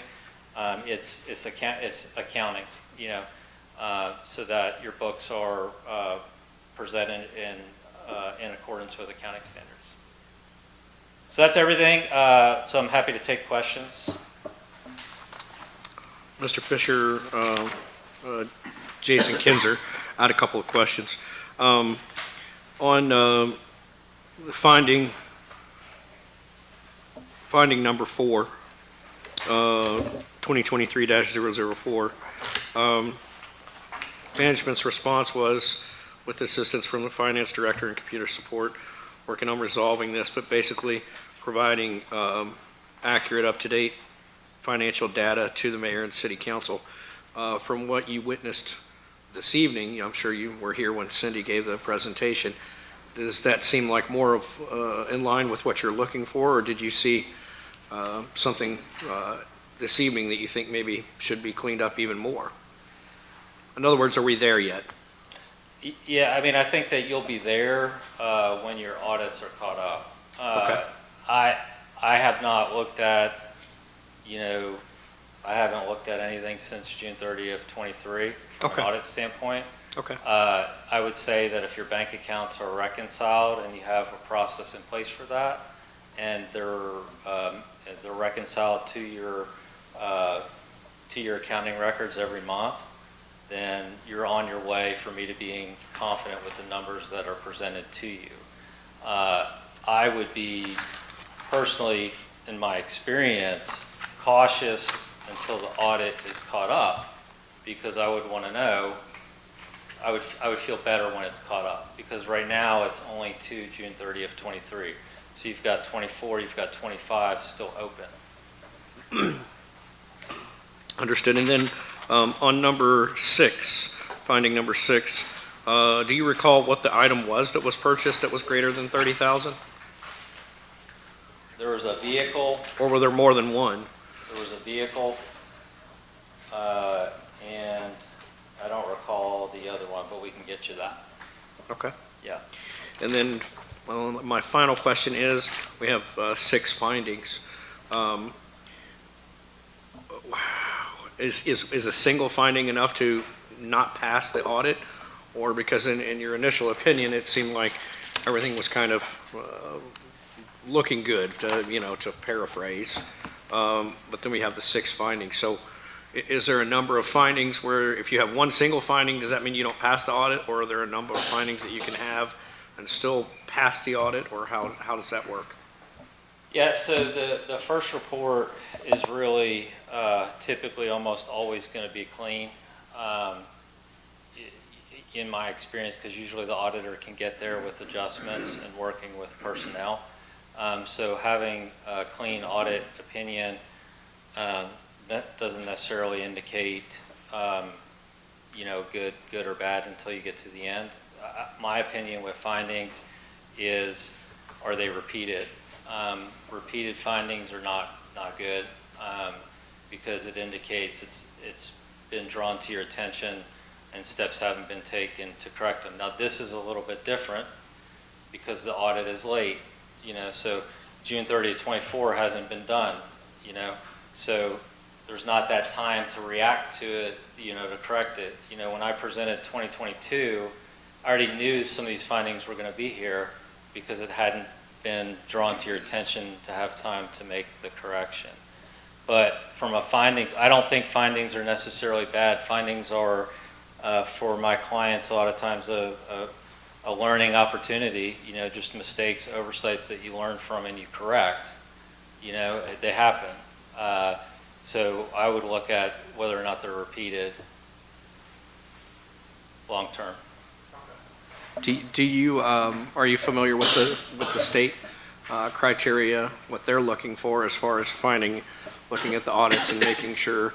I think everybody that follows along knows that we haven't passed audits. We're not caught up on audits, and we've had issues with them. What are the state findings? For example, we're having trouble with grants that we can't get until we get caught up with audits, and we have audits that are in order. What would the state be looking for as far as what we're seeing here? What do they want to see? Yeah, I mean, I can speak from experience, just from what I've heard and seen from clients, but I haven't actually interacted with the state in grants. But from what I've seen is they want you to be caught up. They want to see the auditor have an opinion that has come in and looked at your numbers for June 3rd, for fiscal year 24 and for fiscal year 25, that the dollars you've received have been audited, and they want to make sure that they're not seeing an issue. So I haven't seen, unless it was related specifically to misspending on a specific grant, I haven't seen a finding kick out a grant money, or get turned down for a grant. they're wanting to see that you're caught up, and they'll want to review the findings, but they're wanting to see you get caught up. And then when you're caught up and you have the audit report submitted, there's a uniform financial information report, and you have that submitted. Typically, that frees up the grant opportunities. And if your firm found that something severe had happened, for example, $50,000 in cash just went missing and nobody can account for it, would that still be just a finding, or is there something above the level of a finding? There's not something above the level of finding. Now, if money's missing, then that would be fraud, and then you would have a different level of reporting with that. As far as communication with the mayor and you all and other channels, but it still ended up being a finding. Okay, thank you.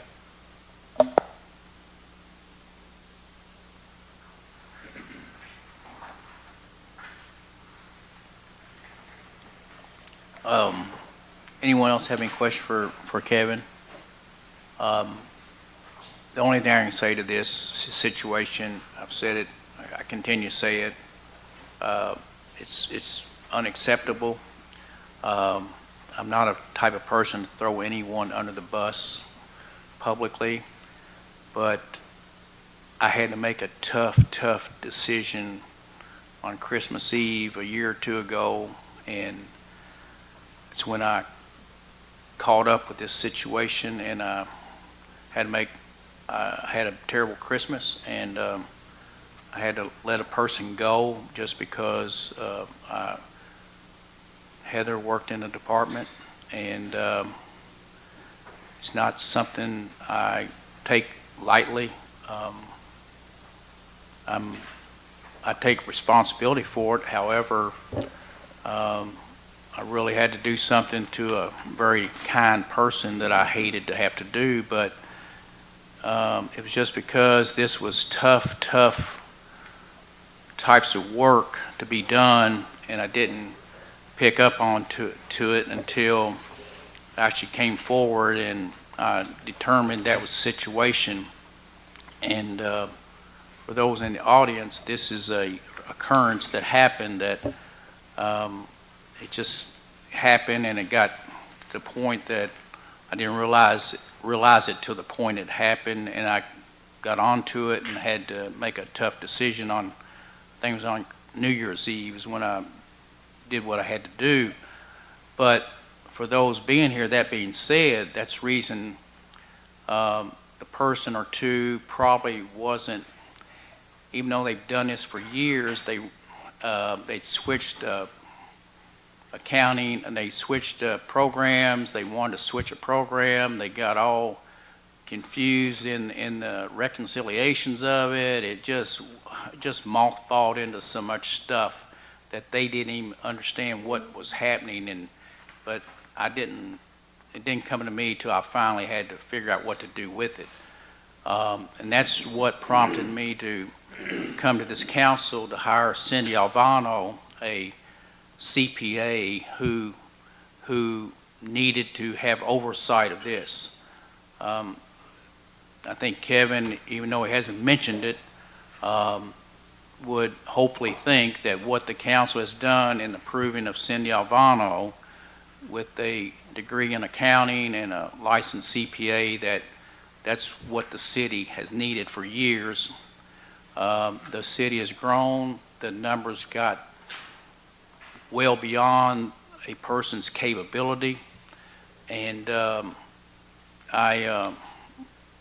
this day, this is not this year's work or last year's work. This is work that I had to make something happen, and I did it, but I knew what we had to do and get someone such as Cindy on board. It's just, as you all can see in this report, it's big numbers, a lot of moving parts, and once again, I take responsibility for it. However, I think the persons overseeing it were just well beyond their ability, and even though they they've done it for many, many years. It just something occurred that happened, so I'm sorry it did. So, Cindy, if you don't mind, do you feel like, looking at these findings, I'm sure you've looked over all this, do you feel like we've addressed all these issues in here and we're currently on the right track? Would you mind speaking to that? And have you had conversations with Kevin as far as? Kevin and I have been having conversations Okay. since the first week I've started. Okay, I thought so. I just wanted to make sure.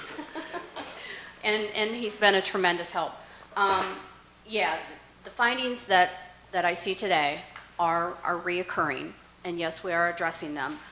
However, and I continue to say this every time I get up here, every council meeting. I usually give you an update where we are, what year we're on, and, talk about, the position that we're in. We are making progress, and I appreciate the council approving to accept help for me. We are making progress, but it is still slow going. There is a lot of data to get through, and we are having to reinvent the wheel. So if you think about the time that it took to do day-to-day accounting, we are doing that over again. We are literally reinventing the wheel and doing the same type of work that on a daily basis is recurring. We're having to recreate it. So yes, I do feel that we're addressing these findings.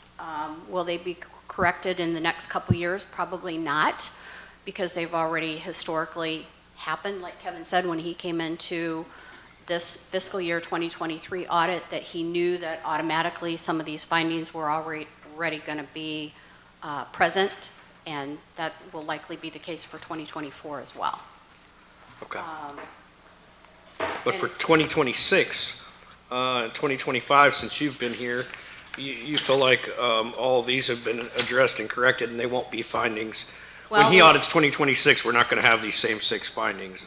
Well, correct? until we are current, I will be honest, the one finding about the bank reconciliations, having to reinvent the wheel, our bank reconciliations will not be current until we are current, because we had to recreate a new accounting system.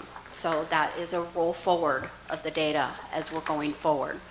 So until we can make current ends meet and historical ends meet, we will not be current. And you're basically just catching up the ledger to all the different accounts. But when I prepare the financial statements to give to council, I go through the bank reconciliation, or through the bank statement, to make sure that everything is accounted for.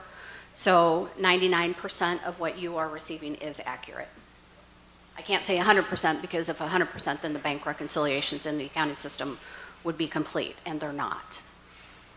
But to the best of my ability, based on what's on the bank statements, yes, the information that you are receiving is accurate. Cindy, I know Thank you've you. been working very hard to get all of this done. When do you expect that you might be able to get the next year that we're behind on completed for the next go-round? We have penciled out and I haven't told Kevin this yet, but I have it penciled out that we will be ready for him by the end of June. June, okay. Yeah, for them to come in and start their audits. Oh, that sounds good, yeah. Cindy, on that, if he comes in the end of June, when would he come back like he is today? When would we anticipate that visit to talk to us about that audit? Yeah, I mean, well, just, I would expect if you are ready by the end of June, by the end of the year, Okay. because it's a few month process. And then the answer to that really depends on how long it takes, really depends on if we run into any issues along the way. Okay, thank you. Since I mentioned Heather's name, she's a very intelligent lady. Heather, you were around, and you have any thoughts on? I know it was the software. It just really mind-boggled you all as to what was being sold to the city. And you all, I mean, yourself and another lady wanted the software, and we got it. But once we got into it, it was just a nightmare for you all, wasn't it? Or was it not? Not that it was a nightmare, it was a lot to learn. And you have to know and what you're doing going into it. And there was a lot of errors made. And that was a snowball effect. Like, I understand what Cindy's doing right now. It's, to be able to go through it when you're already 2 years behind and you're having to do day-to-day, everyday things on top of doing things from 3 years ago. It's a lot. All right. Mr. Fisher, do you feel like our current, I presume that you're familiar with the accounting software that we're using currently, is that, have you had a chance to look at it and see? And if so, what's your opinion of, clearly what we had before didn't work for us. I don't know why, but it didn't work for us, and so we've switched. Do you feel comfortable with what we're using now, and are you familiar with it? I mean, I'm familiar with it from the standpoint of seeing the reports that it kicks out. I mean, I think that,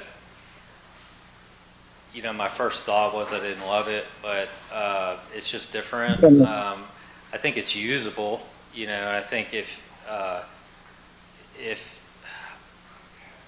have a hard time answering that question. I feel like you can use it, but it's just different because it has a different fund for every single bank account, and that can be hard to follow, and it has its challenges.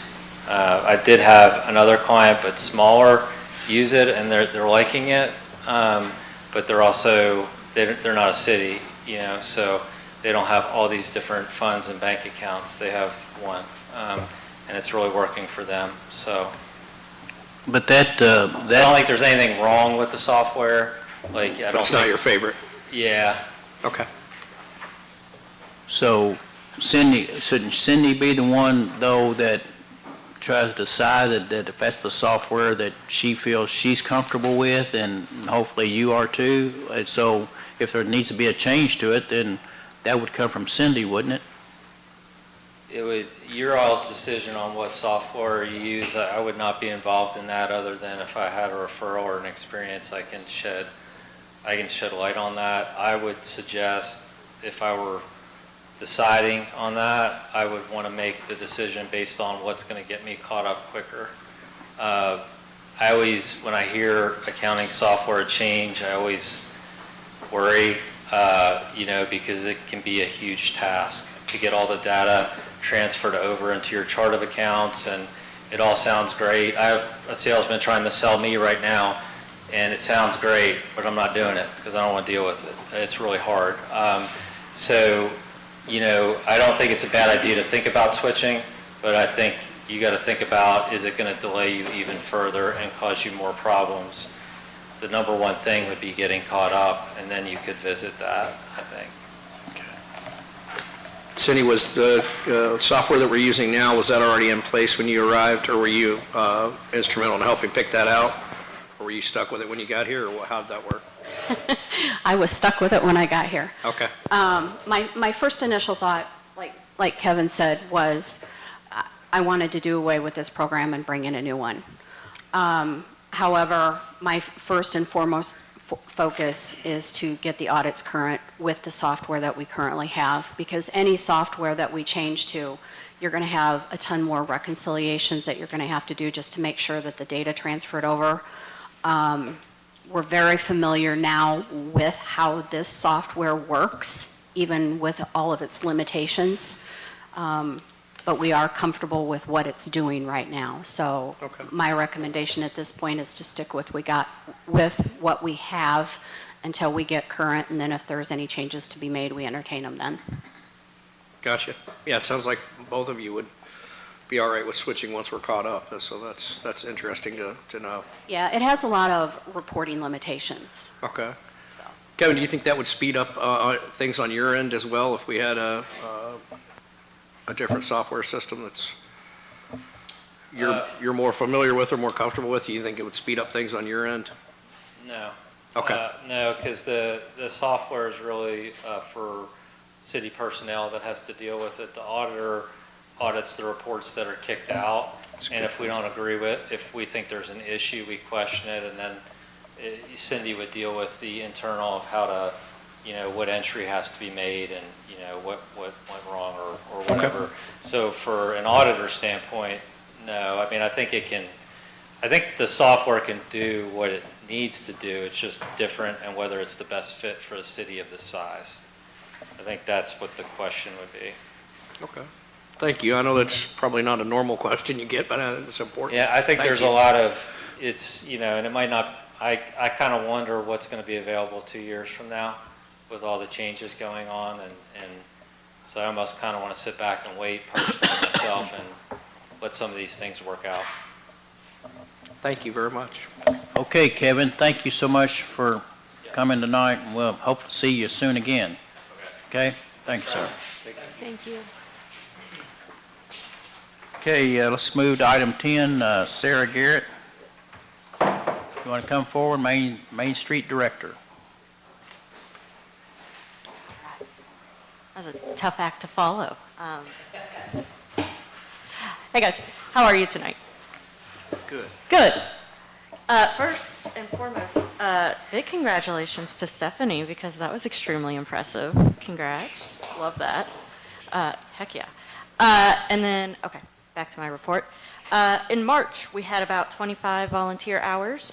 Several of those hours, quite a few of those hours, were put into the pollinator garden that's next to my office. If y'all know the one I'm talking about for the bees, it's very cute. But we have a standing monthly meeting with the Oldham County Conservation District for them to come in, clean it up, make it look good, make sure it's doing what it's supposed to be doing. So they've moved some plants around so that hopefully it looks a little bit more manicured than what it had been looking like. But if you have any questions or concerns, please let me know. This coming Saturday, we're doing a little cleanup in the alleys from 9 to 1. If you are interested in joining us, it will be a good time. We actually have a community partner coming in, Denali Contracting. They have offered up a big truck to haul away all the natural materials. And then they saw that we got excited that they were volunteering, so they got even more excited. And now they're doing a giveaway for one lucky volunteer, a big gift basket of stuff. So very excited to have excited partners. Main Street has been working with City Tourism on Railfest. We're coordinating those vendors, so we hope to have a finalized list of that soon.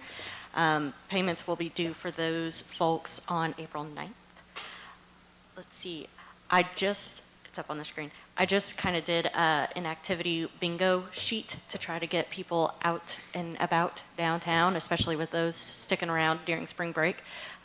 So hopefully that will go over well, but it's just something easy. People can pick up hard copies if they want to from my office. But again, just trying to spark activity downtown. We had bunny tails along the rails last weekend. That's very hard to say. And I think it brought in quite a few people downtown. It had its own positives and negatives, but there were a lot of people, I would say several hundred families downtown, several hundred folks downtown. And we had, of course, the bunny, AKA Duel, at the Railroad Museum. He looked great. Okay, Farmers Market starts April 25th. Mark your calendars. We're very excited to have that back. It's always a fun thing and always brings a ton of people downtown. I attended the North Carolina statewide Main Street Conference in New Bern, North Carolina this past month, and that's why I wasn't at the last city council meeting. Lucy, were you saying something? No, okay. Good. Okay. So I learned a lot from that. That was probably one of the best conferences I have been to, and I've been to quite a few. So I'm excited to implement what I learned there. And then finally, we had a ribbon cutting just the other week, April 1st, for Trinity Fitness, our new business on Main Street. So we're really, really excited to have them. They're a gym, so if you're interested in like CrossFit and such. And where is Trinity? So it's in the old PB&J building, Okay. at the corner of Walnut and Main. Okay. Yeah. They've done a lot of work in there. We love to see it. Any questions? Problem with lifting weights, they're really heavy. Look, I will support them throughout their whole journey. I'm not a weightlifter. Who did the bunny video was awesome. Who did that? That was Of course it great. was Steve. Are you kidding me? It was? That Yeah, was of awesome. course. Oh, I loved Only Steve could do it. that. That was great. You got Yeah. Mayor in, you got Donna, you got everybody in We there. That got was awesome. all I the loved fun it. guys. I know. That was Yeah. awesome. Great job on that one. That Thank was you. fun. Thank you. Yeah. It was super fun. It was Yeah. fun. And Duel, again, VIP. So Nice. extra shout out to Duel for Yeah. sure. Yeah, that's the tallest bunny ever. I'm telling you. Okay, is that it, Sarah? Yes, sir. Anyone else have any questions for Sarah at this time about any matter? Okay. If not, thank you, Sarah, for coming by. Donna Sabo, Tourism Commission report. Good evening. Welcome, Donna. Hi, thank you. Sarah's going to give out the Kentucky Travel Edition this year as an ad. I partnered with Oldham County Tourism in LaGrange because those ads are quite expensive. So there's an ad in there. This goes out to, I forgot how many a lot of copies. It goes anywhere in the state of Kentucky. So it's just one of those things we added this year. It's not a huge ad, but it's important that we get out and have people visit our town. I think the biggest thing I have going on is the Rail Fest, and so I'm giving you a copy of the music lineup. It's a second page. We do have music from Friday night and then all day Saturday up till 9:30 Saturday night. So there's going to be a lot of music playing during the Rail Fest. We've got train layouts going in Pavilion 1, and Pavilion 2 will be a book fair. Couldn't think of the word. And then we've got vendors up and down Main Street. So we will have food trucks in the parking lot here by the Baptist Church. And then I guess the big news of the day is we'll bring the train out. So that'll be the first day that the train will be in use here in LaGrange. The second page is just a poster that's going out for Rail Fest. It's going out, just shows the trackless train, the vendor layouts, the craft vendors, and the Railroad Museum is hosting a family fun zone there. And I guess the biggest news is Virtual Rail Fan. I met with them several times, but they're going to be here, and they'll be doing live broadcasts from LaGrange all day long there, so that's exciting. Anyway, it's going to be a fun weekend. Had a lot of calls about it, so I expect us to be very busy. When is it? When is Rail Fest? Friday night kickoff is May 8th, and Rail Fest is Saturday, May 9th. Where's your kickoff at? The stage is going to be in front of the courthouse. Okay. And we'll have a band there. Actually, Haley Mings is starting that. She is our LaGrange Idol winner, so she'll start the kickoff. And Who's the band that night? You know? Red Dirt Road. Red Dirt Road? Mm-hmm. So I think we've got a great lineup of music for the whole weekend, so I think it'll be fun. Can you tell about any reservations that have been made for You hotels? can't get an or anything? Airbnb. I've tried. I tried to book one too, but we ended up finding a place for Rail Fan to come in town. So I know I haven't checked with the hotels yet. That is on my list to check this week. Is that the week that you're going to roll out the little train that you all bought? It'll come out on Saturday, May the 9th. And then we'll be doing train rides all day for $1. So it's going to be fun. The route, Steve is going to be the conductor of that train for me that day. The route will be at the ticket booth there on Main Street, all the way down Main Street and back. So where's it going to start, the ticket booth, or where's the train going to run to or go to? Same pathway each time? Yes, it'll go from Walnut Avenue all the way down to 3rd. It'll turn around here at 3rd Avenue and go back to Walnut. And you'll purchase your tickets there to ride the train at the info booth. Okay. Can you jump on at the other end?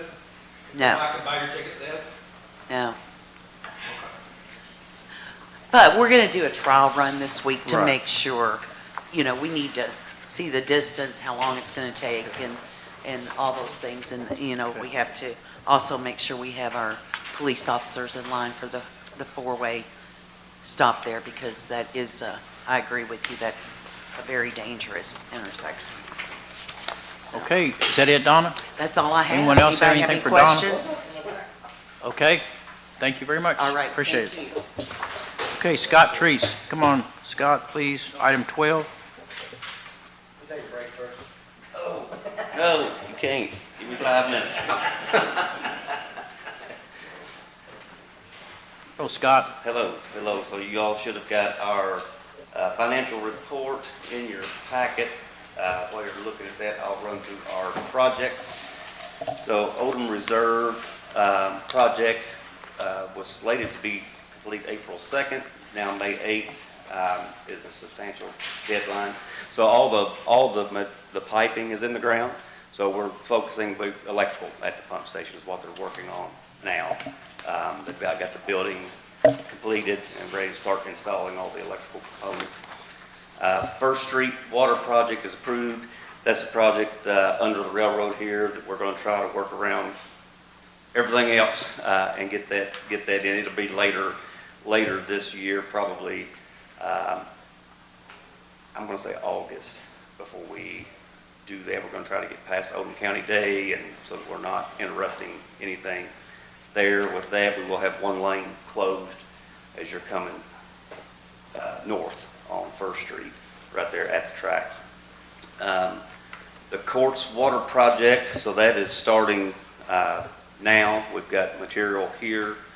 Contractors should be here. I think they told us today they were going to start maybe Monday of next week. So that's replacing some old 8-inch cast iron line that we have a lot of main breaks on, especially through the winter. So we're upgrading that. The water pressure valve project, we have pre-construction on April the 8th, which is this week, on that project. Allen Lane, you heard the update from Kevin on that, that the state is going to be rebidding that evidently.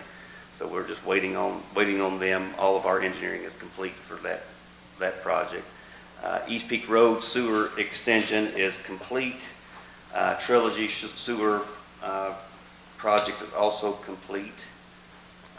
Denton Floyd lateral extension is approved, and they're waiting for a contractor to start that job, as well as Marquee Apartments.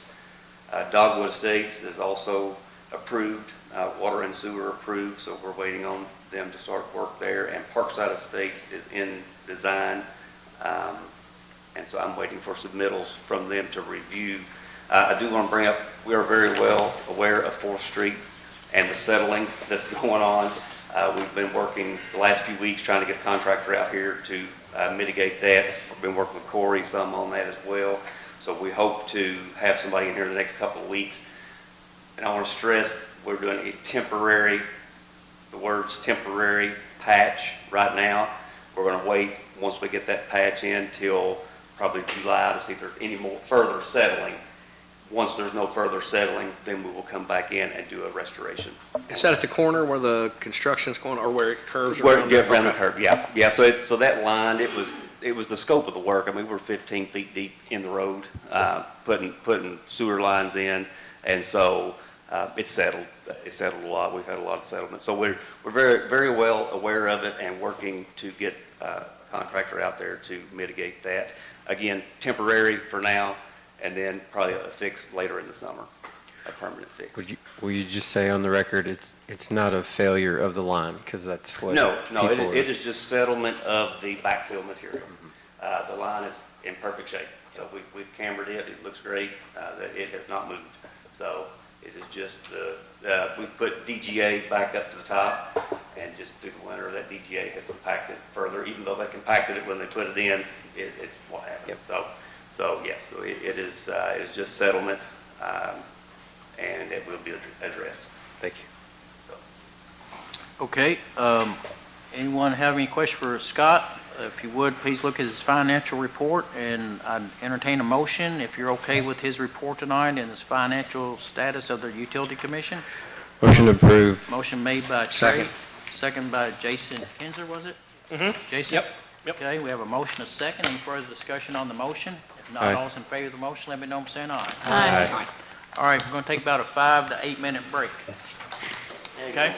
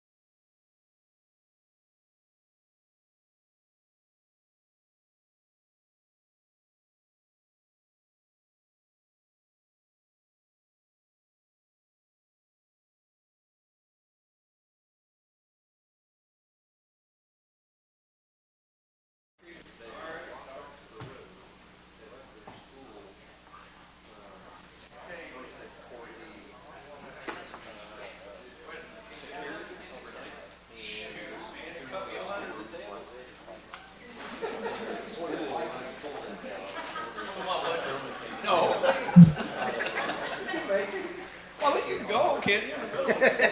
Get this over with in 30 minutes.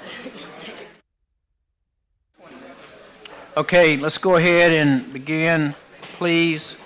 Let's go to item 13. I was going to do that, Mayor. I'd like to introduce that. Tonight, we're to have a first reading of ordinance amending the personnel and pay classification plan for the city employees. This is a ordinance that has been discussed quite a bit prior to tonight by the Personnel Committee, comprised of Jason Kinzer, Latasha Bishop Booker, and Lucy Ricketts. Lucy wanted to make sure that since she is the chair of the committee, she wanted to speak, even though she's traveling tonight, to try to give a opening and a presentation of what this ordinance is basically about and why it's come about, and try to see perhaps if she could introduce this tonight and see perhaps if the council will understand the importance of us putting together a pay, personnel, and compensation plan for our city employees.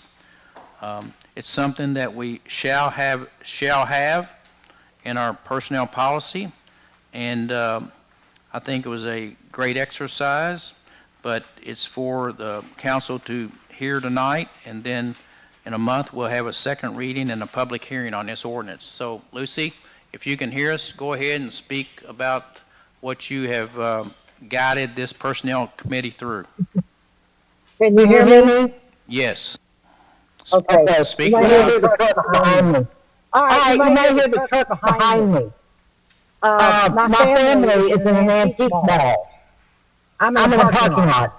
So, I wanted to introduce this because this committee has worked very, very hard, along with the guidance of Cindy, Alvaro, and Katie.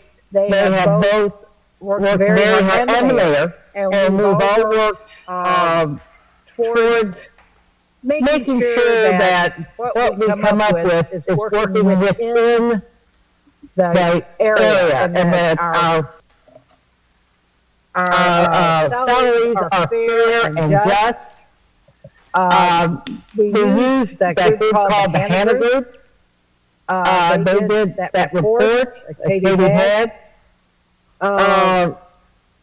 And we found that overall, most of the salaries that we were city was presently using was within range. And so what we have done here is develop a personnel pay and compensation pay range. And I'll read this, and we can go over it. Ordinance number 06 series 2026, City of Grange, Kentucky, and ordinance amending the personnel and pay classification plans for city employees. Whereas, in accordance with KRS 83A.070, the city council shall adopt by ordinance a personnel and pay classification plan to be used to fix the compensation of city employees and non-elected officers. Now therefore be it ordained by the City of Grange, Kentucky as follows. As of July 1st, 2006, the compensation plan for the city employees shall be fixed in accordance with the following personnel and pay classification plan. And if you look at that, this is based upon a lot of what the Hannah Group recommended, but the committee decided to add a grade 10, and then we took off grade 24 because there wasn't even in there. So what we have done, if you look down the columns, there's an annual minimum amount for each grade. Like if you were grade 12, you start at 29,674. And then there's the minimum, the midpoint. And the midpoint usually being somewhere around 10 to 13 years of experience. And some of this depends upon your previous experience also. And then there's a maximum for your classification. And then there's others like how many jobs there are in the city on that classification. And then of course they run through the grade again, so it'll be easier to find where you need to be. On the compensation plan for city employees, I think the hardest thing was for the committee was looking at the employee's job description and assigning the grade. And we did so with much discussion, and anybody who went to the meetings would know that because we had 3 or 4 meetings on this. But this is what has been presented to you, and each one is under here. I won't go through them, but the main ones we looked at were for the administration, the transportation, the parks, code enforcement, and human resources. The police and the public works developed their own. So that's where those go. And the E and the N that you see under class means exempt or non-exempt status. And then the other column is how many employees that we presently have in that grade level. This ordinance shall become effective upon its passage and enforceable on publication in accordance with KRS 424. I need to have, Mayor, when do we plan on having the second reading of this? Whatever the first Monday is. 4th, Okay. May 4th. I didn't know if it was going to be discussed at a special meeting or not. Somehow I got the feeling that it might be, but if not, we'll just do it in April. I mean in May, right? Yes. Okay. All right. What, do you want to say anything more so about the Hannah Group, or would Katie like to speak and try to give the council how that exercise came about, what we learned from it? That would be fine, because Katie dealt with them directly more than even anyone on the committee did. And I think you met with them some, and I know, and Cindy did a great explanation of how the Hannah Group got their data. So, and we had 2 reports. We had one from the Kentucky League of Cities, which was a survey, but it was a random survey. A lot of us didn't feel that it was thorough enough, right, Katie? Go ahead, Katie. There you go, Katie. Thank you. There you go. Are we talking about the, the study from KLC? Is that what you were talking about? Right. Right. So I talked to Mike Simon, and one thing that he said is that is a self-reported study. It's not verified by KLC per se. It's a very vague, and he didn't recommend using that as part of our research towards a compensation plan. One thing that we did, and when this came about in October, November, when the mayor and I were speaking about doing this, it came about because we wanted to make sure, like you said, Lucy, we were paying our employees fairly. We want to retain our staff. We want to value our staff. And, we have not had a compensation plan in our personnel policy for, I think, 12 to maybe 15 years, and it was due to, have one in there. I know that the mayor liked the pay grade system instead of the salary range system. So when you and I have attended multiple conferences, as well as Cindy Alvano attending conferences with me, we met up with the president of the Hannah Resource Group, where she actually presented at one of the conferences, and I was very intrigued by what they do. We brought them in to have a meeting with the mayor and myself and you to just tell us more about their business, We also talked to cities that have used the Hannah Research Group and continue to use them on a yearly basis to update their pay grade scale. Shelbyville is one of the cities that I talked to personally. They actually, with their pay grade, they had to change almost every single pay grade employee in their city.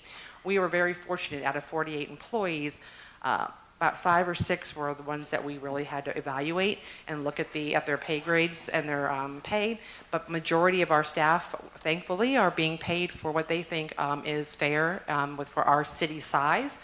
And what I mean by size is how many employees are in the city, not so much how big the city is. I was happy that we came in pretty good with our numbers where we're at. So they did a lot of research. We had to hand them a lot of information. Job descriptions played a huge part in this because that tells the meat of what every employee does. So we made sure that every director reviewed job descriptions before submitting them to make sure they were accurate. And then there were other things we had to supply, our years of service, things like that to them. And that's how the study came about. And I was really happy with the results that came in from them. Okay, Lucy, any final comments or thoughts from yourself? No, it's just, I just want the council to realize that we did not take this lightly. We worked a lot of it. I know that I was calling one night I was on the phone till 8:30 talking to the 2 members on the committee and to you, Mayor, just to make sure that what you see in front of you is what we wanted to present and what we feel is a fair and equitable pay scale. And that's it. And I want to jump in, Mayor, whenever you feel is appropriate. Yes, Lucy, if you're finished, Jason Kinzer wants to comment. Okay, go ahead. I just wanted to let the council know as Lucy said, we discussed it a lot. And I know Hannah put a lot of work into it.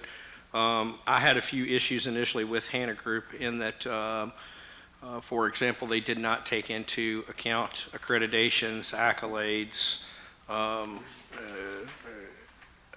Gosh, I'm trying to think of some of the other things that they didn't take into account. But basically, hustle and bustle and who gets things done, they basically looked at the job description, which the job description was given by the people doing the job. So you can imagine you're probably going to say, and then I got to do this, and then I got to do that, and then I got to do this, and then I got to do that. So that, in my opinion, had a little bit of sway in things.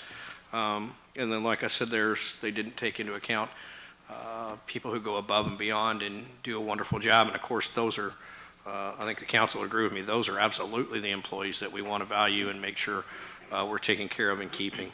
So as Lucy said, we discussed it a lot. We went back and forth quite a bit. One of the compromises that we came up with was adding a little bit lower level 10. I thought there were some positions that we had that maybe 29,000 was a little bit high for. So we came up with one lower grade.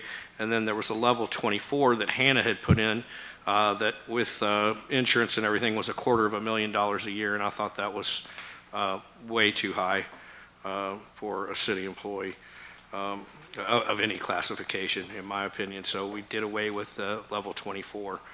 Another thing is there was some discussion about us, the 3 of us on the committee, assigning all the directors and higher end employees as far as which pay grade that they would be in. My thought, and I think Latasha agreed with me, and I think Lucy eventually agreed with me too, that let's let the mayor kind of look at that. The mayor's been doing this for a while. He's much more intimately involved with what each of those people in those positions do. So my thought was have the mayor make a recommendation as to which position goes into which grade, and then bring that to the full council rather than having Lucy and Latasha and myself try to shoehorn people into these job grades without some of them without really truly knowing deep into detail, especially not to the level that the mayor has been dealing with them for years and years. So I thought that was a more fair and equitable way to do it, is have the mayor put them in what he recommended as far as the grades, and then bring that to the council and see what the council thought of the mayor's recommendations. But I think the pay grades, the 10 through 23, it's very, it's a good way to do things because all the pay is public. It's all public information. So if you advertise this is a pay grade 13 or a pay grade 19, and then kind of the mayor has his say in that grade as far as where in that grade he wants that person to hit. Jason, sorry, I didn't mean to interrupt you. No, Were you done? I mean, if you're finished, I'm sorry, you can keep talking if you choose. I mean, because I'm going to say a couple things here. Sure, go ahead. Okay. With your blue paper here, folks, what I'd like to do for you tonight, so you can have an indication of where I feel we landed with we tried to not look at names. We looked at positions, and that's the way you look at it. It's not who you are, it's the position you hold and what you're basically doing and how this was rated. So the NA, the first 10 and 11, that was just hopefully some very seasonal part-time folks there under 10 and 11. The 12, the grade 12, we would apply that to the monitor here at the community center. Of course, this would be on a whole year's worth of work. It just wouldn't be a part-time basis. So if a monitor worked full-time, that's probably where they might end up as a minimum. There was a lady who worked at the police department. She was an assistant over there, admin assistant. She is no longer with the police department. Greg may be going to fill that position. I place her at a grade 13.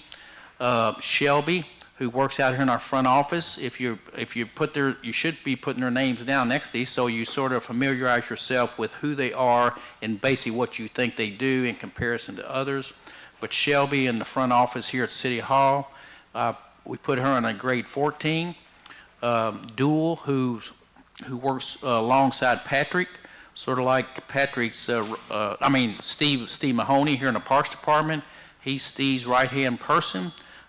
He comes in at a 15, the job description, not him, the description.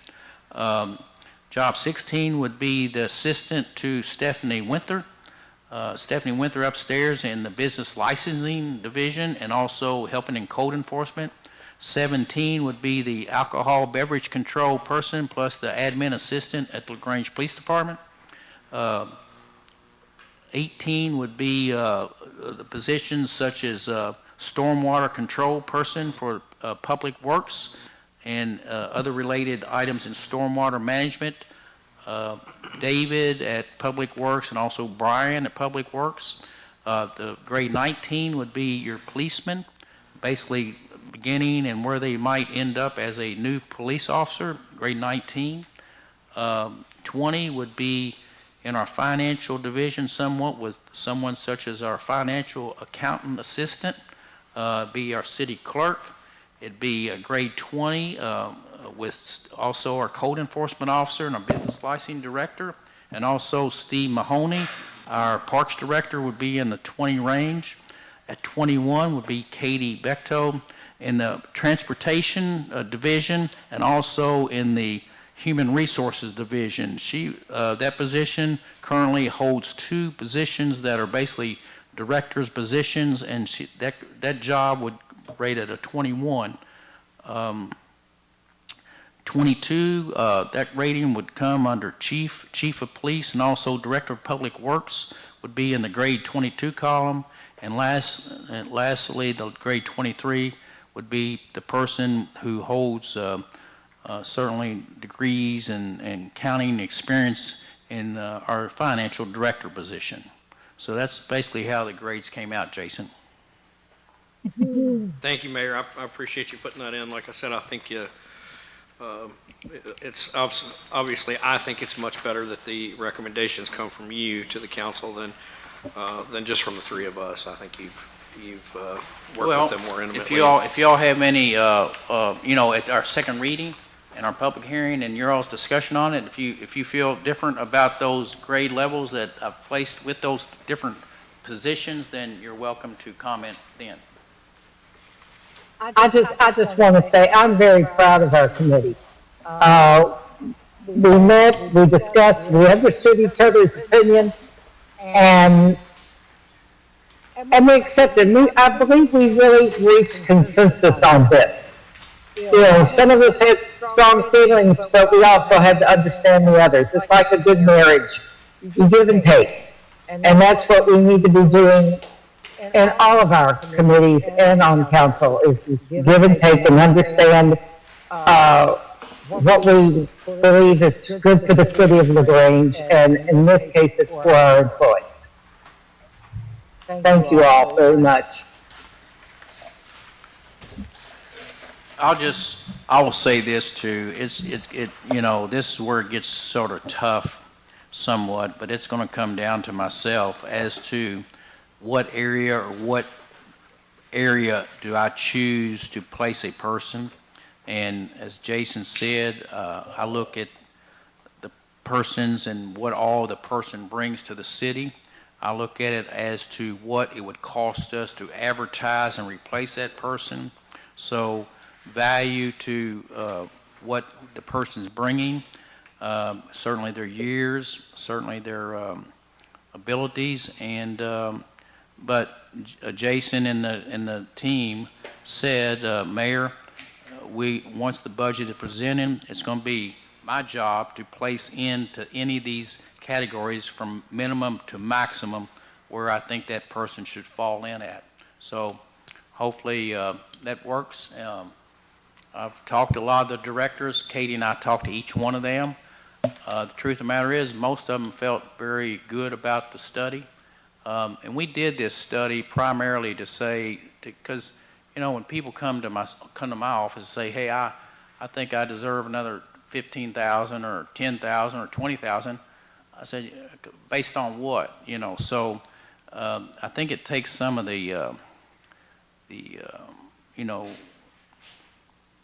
takes some of the responsibility off my shoulders and said, let's go to the pay classification plan that this council has passed, and then we can start working within these numbers. But just for me to jump up and, because I think we had those situations going on in the last 6 months to a year, and I said, let's get a pay classification plan study done, and then I'll have the data and the basis to try to put that person in a place where I feel that person is worth, and hopefully be satisfied with that number.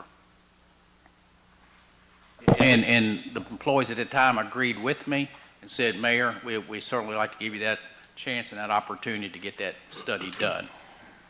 I got to say it was incredibly awkward because this is obviously an open meeting.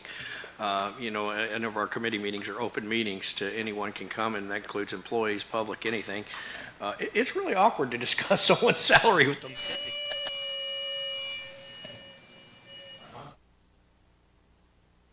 To discuss that with the people sitting right behind you as far as what they're making and what they should make. So I ought to say I think we did a good job. I think we all compromised and looked at everything. We looked at not only the needs of the employees and the city that we want to, and the employees that we want to keep, but we also kept the citizens and the taxpayers in mind too. I think we did a good job. So Mayor, that's all I got. A quick question. You said did the police department have something similar to this currently? Is that my understanding? Yes. And what other department had something? Was another? Public Works. Public Works. Mm-hmm. So does this new document that we're considering, does it actually replace those? Is this new thing going to then apply for Public Works, Police Department, everybody else, since they are on this big long sheet? Or is it just for a certain group of people? I think this should, the grade is the grade as far as city pay classification plan. Would you differ with that, Katie? No, and that's what I meant by when their pay ranges right now, based on their years of service or when they come in, fall into the pay scale range right now that's set in place. So we didn't really have to maneuver a lot of those numbers because how the police is set up falls exactly in with the grade. So if you have just a particular police officer or somebody at the Public Works Department, wherever they fit in their current structure, you're saying they would fit Correct. in this. Correct. So will this document then replace the current ones that they are going by? Or Well, are we going to have two competing ones if something gets changed? the way that the Public Works has theirs, it's kind of like a kind of step plan because they have people that can move up from like an operator 1 to 2 to 3, where a lot of the other positions, there's not a step plan. Like, we don't have an administrative 1, 2, 3, and 4. So, and same with the police department. You have your police officers, you have your sergeant, your major, your chief, so there's like a step plan that's in place. And I'm guessing we're still going to use the plans, because when we talked about that with the Hannah Group as well, and we talked about it with the committee, we're not going to change the plans with the police department and Public Works. So those are going to stay there. What the scale shows is that the range that's on their step plan falls in line with the scale, but we'll still use the plan. Yep. Yeah, you're welcome. Mayor, can I ask a question? Just on the data? Yes. Just so I'm understanding what these columns mean. So you've got the first one is a FTE grade, but then on the far side, there's another column that says grade. It looks like they say the exact same thing. So is that? Beach, I think you kind of, I think it is the same thing. He kept it the same on both sides. I mean, there were so many combinations and permutations of the way this could be laid out. For example, part-time people, you just divided the number by 2,080, and that's their hourly rate, and then you multiply that times the number of hours they work. This is primarily to comply with state law, and it requires us to have a personnel and pay classification plan, and this is just to create a matrix of a schedule, and then the personnel positions get placed into this by the city council also, but who fills the positions is determined by the mayor, and who gets raises or demotions gets determined by the mayor. So I know that didn't answer the question. The only question I thought you had was, why isn't there an FTE in the last column? And it's because I forgot it. It just looks like it's the same columns. It's the same. So it's just a I mean, bookend. this is an exact copy Yeah. from. We could probably This is eliminate an exact copy of the Hannah's table. Okay. It does. I don't think I didn't have a copy of that. So it's the first time I'm just seeing this. I guess another side question, just the number of jobs. So that's number of full-time positions, correct? Yes, except I do see a couple that probably need to be fixed. The bus drivers, we will have two, well, it's going to be two part and a full-time, and then under police department, it has admin assistant 3. I don't think we have 3 admin assistants in the police department. We have, we could have 1, and then we have the admin specialist, which does the ABC in that. So that number should be changed, but. Can I maybe ask you a different question? Yes, sir. So legally, do we have to have the number of jobs column? Just because in my report, I'm going to give, we don't have one of these positions we discussed having 2 part-times. So it wouldn't fit into this ordinance as this is written versus how it's actually being administered. So do we have to have that column? No, I mean, 90% of the other cities that we looked at have that. They do have it? It's really for budgetary purposes. I mean, you're supposed to be able to take this thing here with the second page of it and do your budget. If it's, so you would just say, okay, transportation department, we've got 1 person, and that person's at a pay grade of 21. So then you look at you flip back and you look at the pay grade of 21, and it's anywhere from 81 to 114,000. And then, so your budget, you could maybe use the midpoint. I mean, if you actually knew the person's actual salary, you could, but, budgets are kind of I'm not trying to tear it down. No, I not think at all. I attended several of these meetings. I appreciate the work that was done by all on it. I guess the reason I'm asking on the job column versus the second page, so if we take out police and public works like Jason had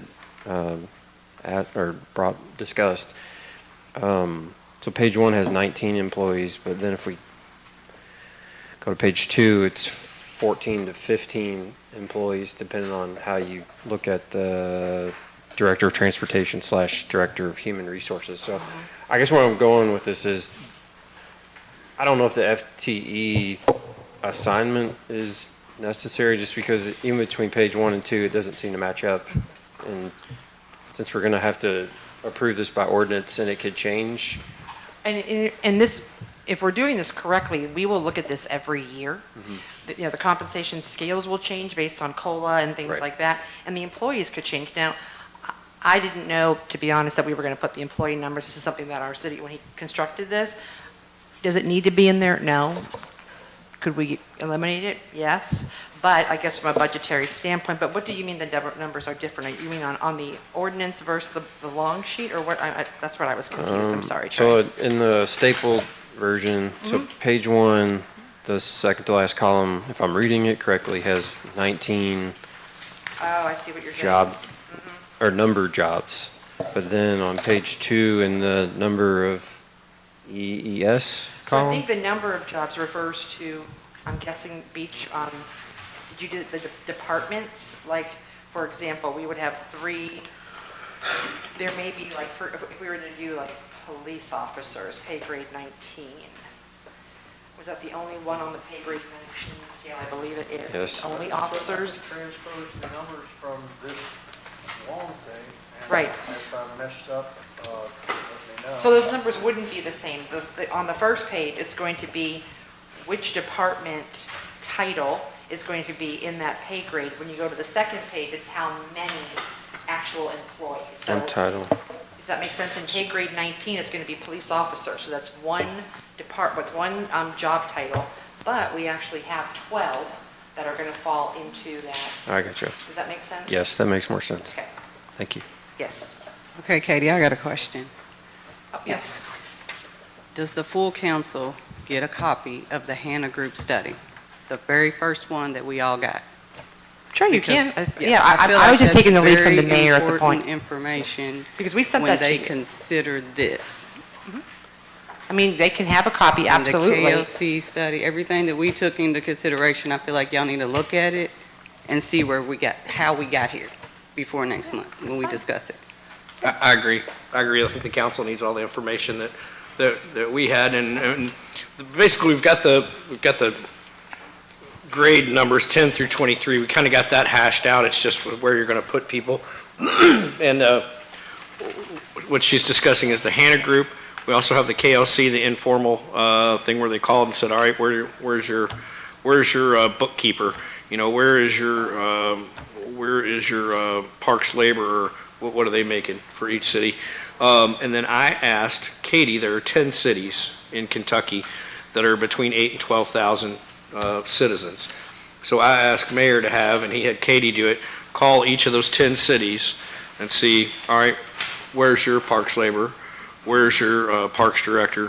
Where are they as far as getting paid? So we got to look at all of those things and kind of figure out where everything was. So one thing that is not addressed in here, and I think the council may want to weigh in on, is what constitutes a director. And I was talking with someone, and they said normally a director has a staff underneath them.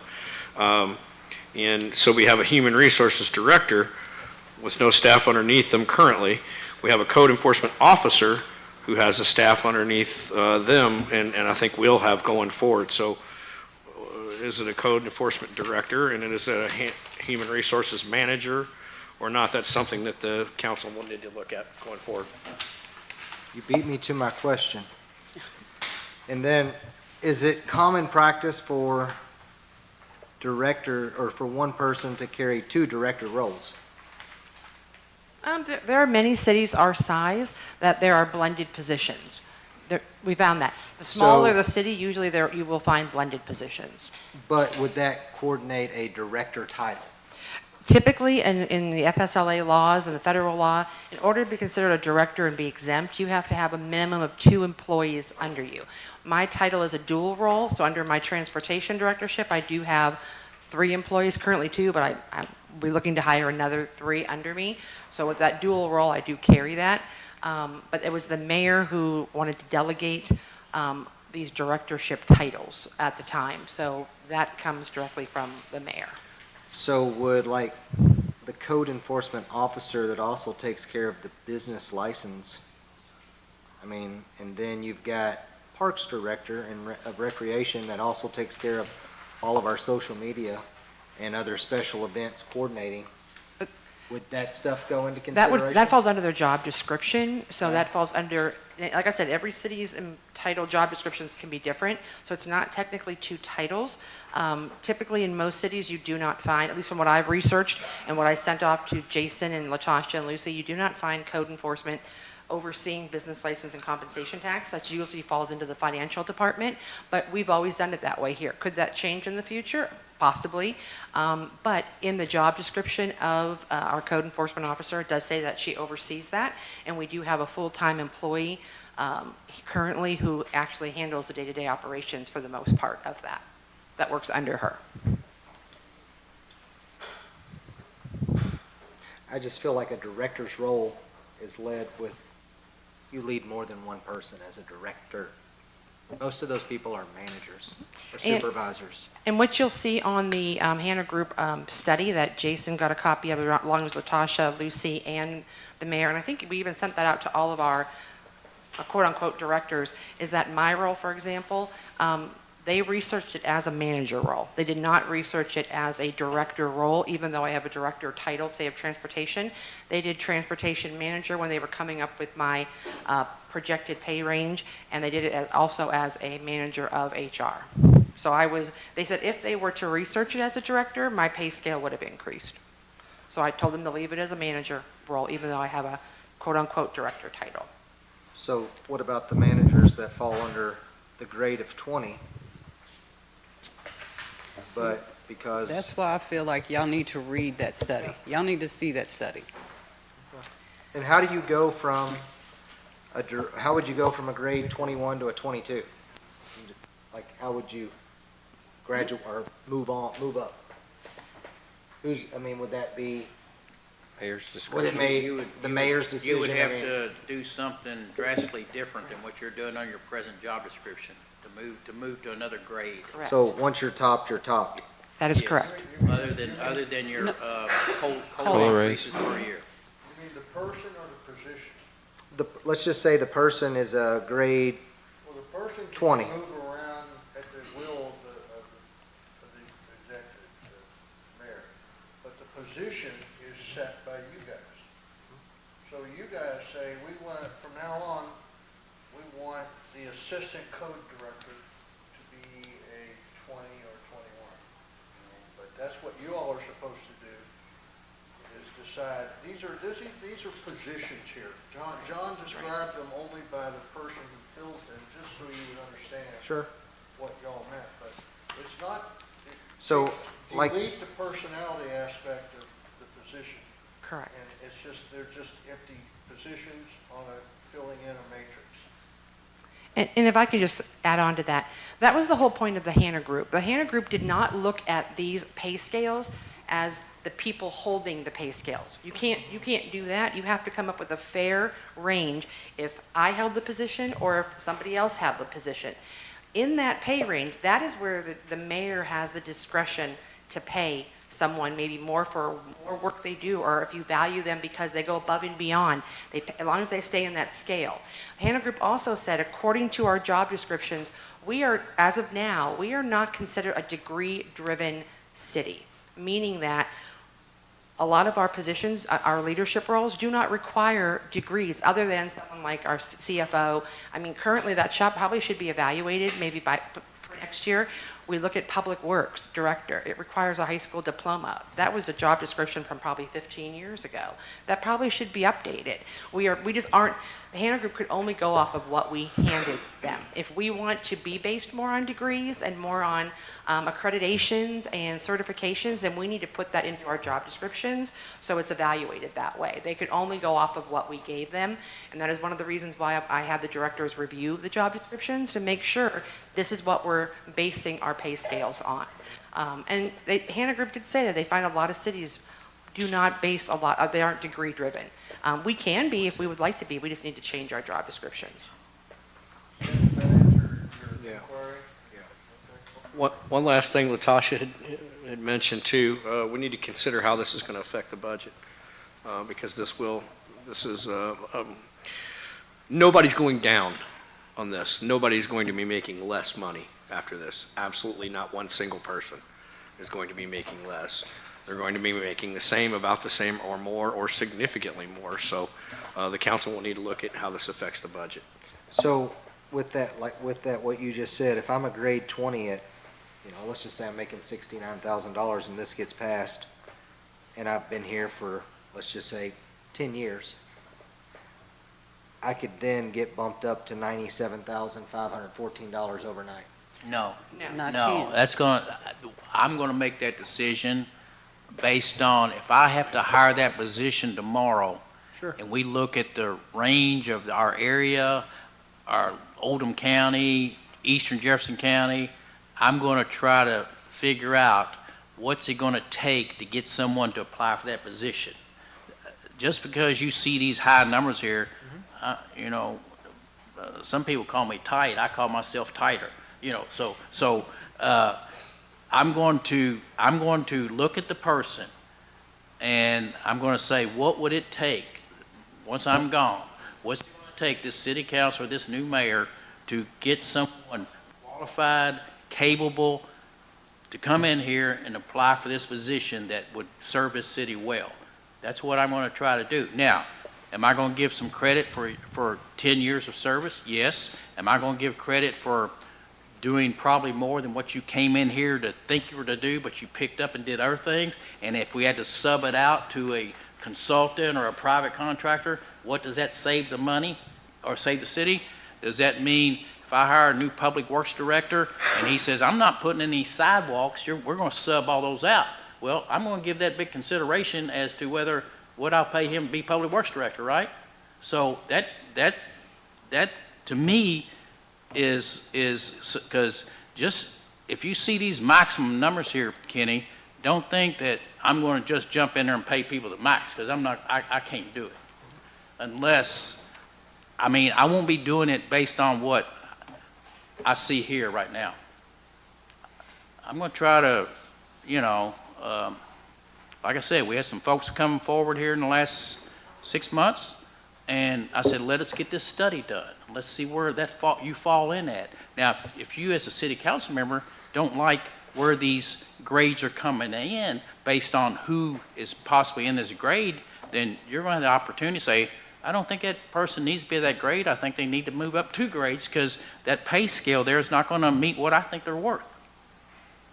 Does that make any sense? Yeah.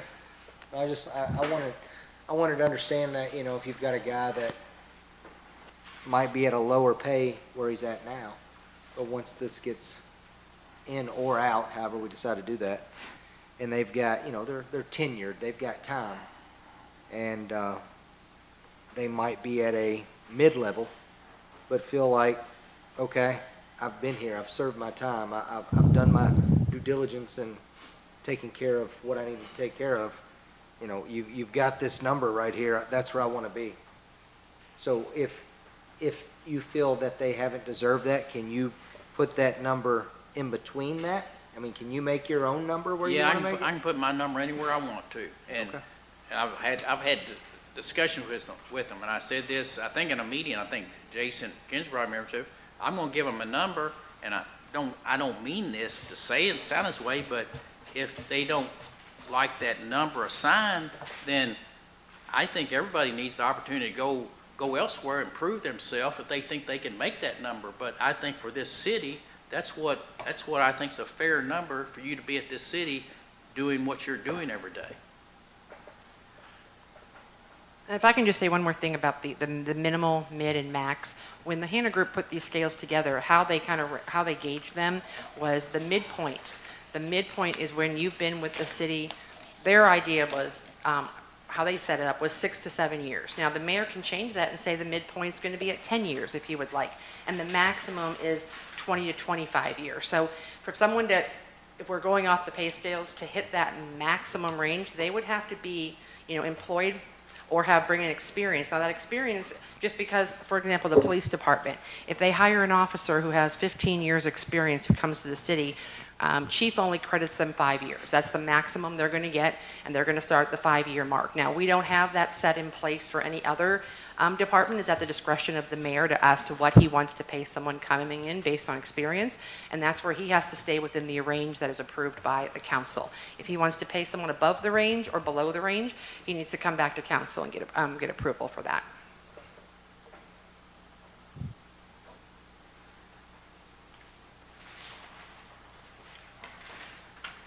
Y'all ready to move on to the second reading? I mean, in a month, okay? Does that sound good? Okay. All right, resolution number item 14, a resolution authorizing the file of an application with the U.S. Department of Transportation for grants. Who has that? Me. Okay. Go ahead, Katie. So this is just the resolution, just stating that we have to do this just to be able to qualify to apply for the FDA grant that I applied for last year. It's just stating that pretty much you're giving permission for us to apply for the grant. Last year, we were on a very small window. Once the portal opened up to apply for the grant, back then Lisa Long and I worked a month and a half on the 150-page grant application. Got it submitted, but we didn't have the resolution, unfortunately, signed in time, so we submitted a blank one, and then we submitted the signed one after. My grant application was due 4 days ago, so again, I submitted a blank one, and they'll kick it back and say we need to have that signed, but I wanted to get it in on time because I worked very hard on this very long application for another grant this year, and I'm hoping if you sign this, I can submit this, and we should know probably within 60 days what we might be awarded from the FTA for the grant. Hoping for more than last year. Okay. Good job, Katie. Thank you. Okay. Who wants to make the motion to approve this resolution? I'll make the motion that we approve Resolution 1, Series 2026. I'll Okay. second. Motion made by Trey Kamer, second by Laura Taylor. Any further discussion? Yes. Okay. And I had sent a couple of emails, and Beach and Mayor, maybe you guys can help out with this too, because my understanding was we cannot get any grants, federal or state, until we're caught up with audits. And then I see this, hey, Katie's getting a grant. Well, heck, what other grants are available? If Katie can get this grant, what other grants could the city possibly benefit from? And Katie explained that this was from the Transportation Authority, so the feds. So Mayor, Beach, are there any other grants from the feds that maybe we could take advantage of while we're still working on getting the audits caught up? And how did we find this? How did Katie know that she could get this grant? Because I've been told you can't get nothing, zero, zip, zilch. And Katie dug around like a detective and found this grant, so how can we find some more like this? We can talk to the Department of Local Government. DLG they're in touch with finance at the cabinet level. They're in touch with the state auditor's office. They have coordination between the agencies that we're behind on our audits. Thus, any state maintained or awarded grants from the state of Kentucky, Jason, are not acceptable at this time. We can talk to DLG and see what is the difference. I know our bus service has always been operated through TARC. TARC has gotten out of the business to be with us on our bus service. Now we're the Kentucky Transportation Cabinet. Why this grant is being considered and still appropriate for us to seek, I can't give you the answer, but if we can get it, why not keep trying until they tell us we can't get it, you know? Right. But at the federal level, I can check with DLG tomorrow and see perhaps, I hate to bring the question up, because they might say, oh, we didn't know you're getting one from the transportation group, but we have one from last year, what was it, 120,000? Yes, and we still had to, and Mayor, you were a part of it, and Cindy, you were a part of it. We still went through a thorough audit with the National Transit Department and the federal. They came on site. There was a team of them. TARC was here as well, just to answer any questions, because it was our first time doing the audit with them. They went down and they dug into every possible documentation binder. They looked at our vehicles. They looked at our Title VI documentation. They looked at everything that I have reported. So we go through a thorough audit. It just comes from a different allotment of funds. Now, I will say this, I've done a little bit of research. KLC has a link on their page called the Grant Station. If you have access to the KLC website, it will list every grant that's available to, and you can actually filter it by like city municipalities. There's just so many different, there's thousands of grants on there. Now, what are the requirements? Meaning, do we have to be caught up on our audits? Not 100% sure. I didn't look into each one, but there are thousands. There's ones for Parks and Rec. There's ones for railroads, roads. There's tons of grants on there. I'm going to guess, though, because working with transportation, the financial piece is going to be big. They're going to want, just like Kevin said, they're going to want to look to make sure that we have our things in place in that. But it's worth looking into. We don't have a grant writer for the city. Some cities do that probably do a lot of research on that. But I just kind of fiddled around on it the other day and found that on the KLC website. And it does list quite a few, what the requirements are, deadlines, things like that. Awesome. How much are you getting?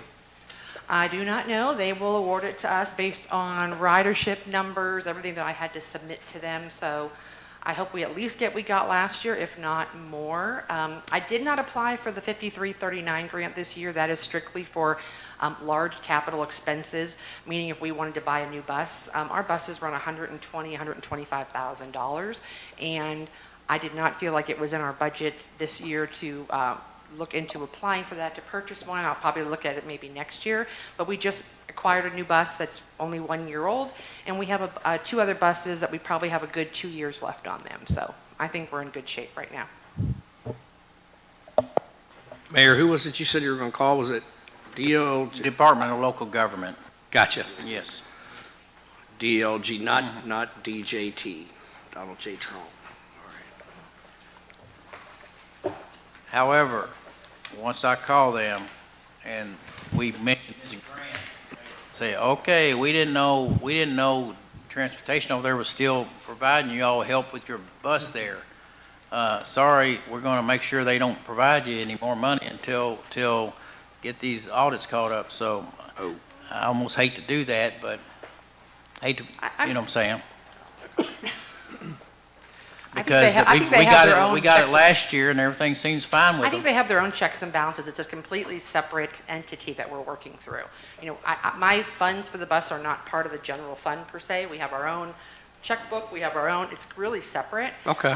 Just like my audit is completely, now even though Kevin Fisher does audit the bus and my records and my reconciliations, and that, I have my own separate audit that goes through, that comes. Okay, well, that may be the key piece then. Okay, thanks. Yep. Okay, did we have a motion, a second on that resolution? Yes. Yes. Do we have a motion? Okay, ready for the vote? All those in favor of the motion, let me know. I did. And who seconded it? Laura. Laura, I okay, we have second. motion and second. All those in favor of the motion, let me know by saying aye. Aye. Anyone opposed? Thank you. Thank you, Katie. Appreciate it. Okay. Thank you, Katie. Good work. Let's move on to appointment of Ms. Ellie Reed to the Historic District Commission for a 2-year term from 4/1/26 to 4/1/28. I don't know if any of y'all know Ellie, but I met this young lady. She lives down on 5th Street, and I put her letter in the packet to you all, and she's also given this to Barbara Manley Calloway, and Barbara Manley said they would welcome her to the Historic District Commission. So if any of y'all know Ellie, she's a nice young lady. I think she's in a chemical engineer. So she really would love the opportunity to help out the Historic District Commission in serving as a volunteer to that board?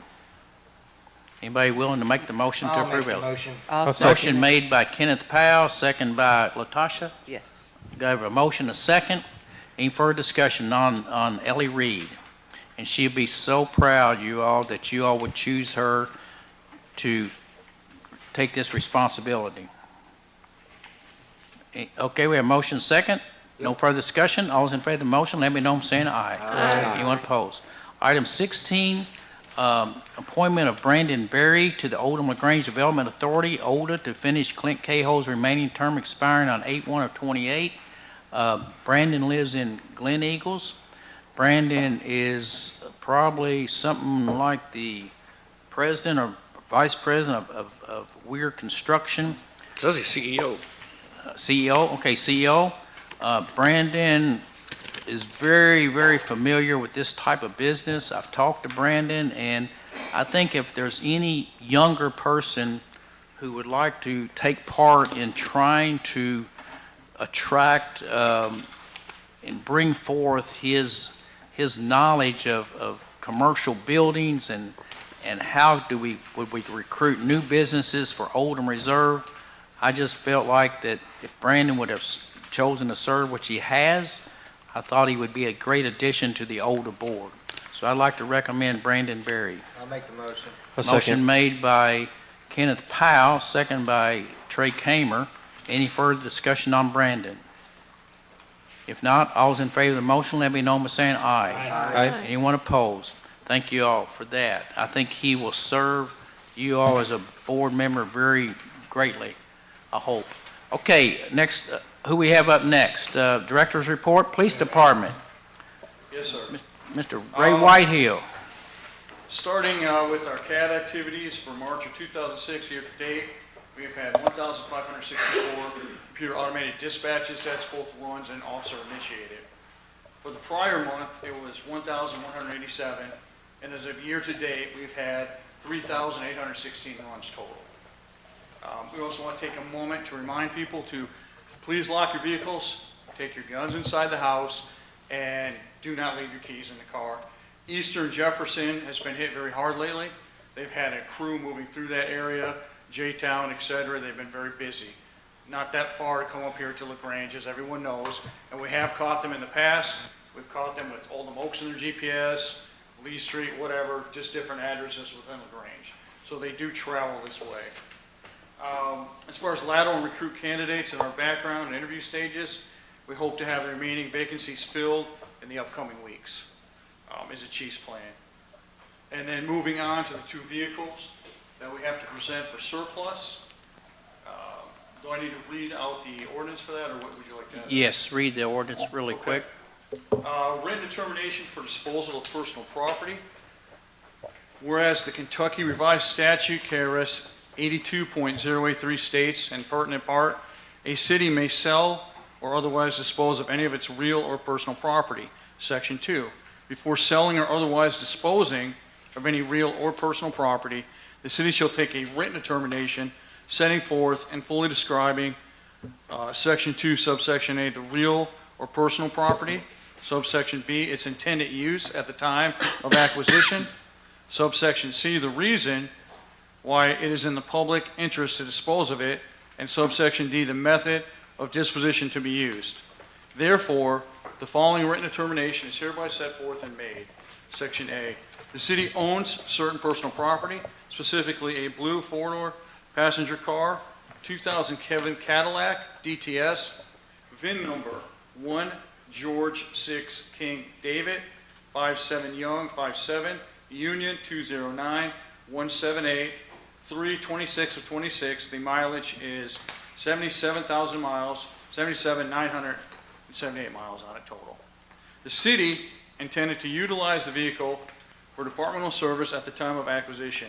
It has been determined to have no need or value to the police department operations. The vehicle came into the department's possession by a criminal court case and forfeiture, and the vehicle is to be released from city, disposed of city's possession in as-is condition. It is in the public interest to dispose of this property. Vehicle age and reliability, potential cost of parts and labor likely exceeds the value or investment of the described vehicle. This vehicle will be sold by authorized disposal or auction. And then the back part, the written determination is hereby adopted as true by the legislative of the city of LaGrange, Kentucky. Okay, I got one more. wait, let's get that one first. You don't have to reread all the. We, Describe the vehicle. I don't have to read all that? who makes a motion Oh, to, okay. Thank who you makes for the telling me motion that. to I'll make the declare? motion. Motion made by Kenny, who seconds it? Latasha, we have a motion second, roll call vote. Heather, we've got to have a roll call on this. Discussion? Yes. What was the deal? Why did we have it first, and why are we getting rid of it now? It was this is the Cadillac that we're looking at, the 2007 Cadillac. And where is it? I haven't seen it parked over there. It was a drug forfeiture. But I mean, It was where a- is it parked? Who's got it? I haven't seen it parked over there. It's been down Public Works for the okay. time, and then Steve Mahoney was using it to drive it when he had both his trucks tied up with Parks employees as well. Okay. I drove it for 4 years. Oh, okay. All right, that's it. I was just curious about it. That's it. Thanks. It was. Yeah, it was a good car. It was a good case by one of our officers. Well done, and it moved along very nicely through the court system. So. Okay, next one. wait a minute, we have a motion, a second, and we need a roll call vote. Councilmember Bishop? Councilmember Kinzer? Yes. Councilmember Taylor? Yes. Councilmember Davenport? Yes. Councilmember Powell? Yes. Councilmember Kramer? Yes. Councilmember Taylor? Yes. Okay. Motion passes 7-0. Okay, next one. And Beach said you'd have to read all that. So I just need to read, this is written determination of disposal of personal property. This is the city owns. You can just describe the property. I can do what now? Just describe, okay. describe the It's a 2014 Ford Fusion with the VIN number, and the mileage is 61,702 miles. 2014 Ford Fusion, right? Yes, sir. Okay. Who makes a motion? I'll make the motion. Motion made by Second. Kenneth, second by Jason Joe, Kinzer. did you drive it? Any further discussion on it? No further discussion? Should Okay, we roll let call. everybody know that's watching where they can go to auction to buy these bad boys if they want to? Where are they gonna be posted, Ray, you know? It's going to be posted on a website that I believe they're working with Corey with, because as we get these items, we're starting to post them online so we can do more effective auctions and get the items out quicker, if I'm not mistaken. Gov deals. Gov Deals? Is that govdeals.com? It's the Okay. Gov Deals account, and the preferred disposal method would be the online auction via Gov Deals. Okay. Because we are constantly getting property, constantly getting items that are working its way through the system, so it is easier for us to, as we get it, list it as we get it. Okay. If any of the millions watching on YouTube want to buy it, maybe they can go. I'm sorry, what? Okay. Oh, okay. He's just talking. We have a motion, a second. Start with Laura Taylor. Call the roll, please. Councilmember Taylor? Yes. Councilmember Kramer? Yes. Councilmember Powell? Yes. Councilmember Davenport? Yes. Councilmember Taylor? Yes. Councilmember Kinzer? Yes. Councilmember Bishop? Yes. Mr. Ray Whitehill, Yes, sir. you're trying to be serious, okay? I appreciate your seriousness, what you're here to Yes. do, and Jason's just trying to comment. So you just gotta pass by that and just keep seriousness, okay? All right, keep moving. Thank you. Oh, you finished? Yes, that's it. Good Yep. job, Do you have any good job, questions? good job. Thank you. Chief prepared me well. He left me a nice No, you packet and did everything fine. sounds good to Great, go. great to see you. And next month it'll be Sergeant Hoskins here. 23 We'll never, okay. I make the motion. What's that? Okay, thank you. Thank you. Okay, we're gonna keep moving. Thank you. Committee reports, Trey Kamer, Parks and Rec. Thanks, Mayor. Yes, sir. We met on March 11th. Our primary discussion was on park staff, since we're moving into primarily the growing season. What was on the table was discussion about having one full-time employee or possibly the benefits of having two part-time employees. So through our committee discussion, we made the recommendation to move forward with two part-time employees to kind of look at it from a seasonal standpoint. I think actually we did call them seasonal employees, to primarily combat the grass, and Steve and Dual would also continue to to aid there, but that was the primary part of our discussion. Committee members, I don't know if you want to add anything else to the staff piece. If not, I'll keep going. I'm good. Good, okay. The only other thing that really I just wanted to bring back up, just because in our meeting minutes, in this meeting, we did talk about the approval of partnerships, and from our last meeting, we did table the partnerships discussion, and it was requested that additional information be distributed, and Steve did that, I want to say the next day, just on the partnerships that we had. I didn't know if there was anything else that anybody else wanted to comment on partnerships, or if we felt we were good with where we stood with the partnership. Good where we stand? Okay. Just some other things that we're trying to work through. I think this is great. We've done this in the past. We just had a pause for a little bit, but we did very lightly talk about what we're calling Friday night flicks. So in the Springs Park, Walsh Park, and Wilburn Park, we will have we're working through the movie selection process to try to choose a movie. So it'd be a free event. People could attend, bring their, snacks and stuff like that, whatever, and enjoy an outdoor movie. We do have a movie screen. It's a blow-up screen that we purchased a couple years ago. So we're excited about working through those details. And that was the bulk of our discussion. Our next meeting will be Wednesday at 5 o'clock. Wednesday the 8th. Is that it, Trey? Yes, sir. Okay, thank you so much. No one has any questions for you? Ordinance Committee, Laura Taylor. The main thing to review with Ordinance Committee is the committee has stalled on the revisions relating to the ethics ordinance, and there will be a specially called meeting on April 13th at 6 p.m. For the entire council to be able to sit down and review the ethics ordinance section by section to make sure everybody is comfortable with what is written in the ethics ordinance. Okay, I know Laura and I talked about this in my office, and I agreed with Laura to have this special meeting to speak specifically so each member of the council could weigh in on any of their concerns or suggestions and clarifications and things like that. So I felt we could conduct that in an open meeting where everybody could have their say. One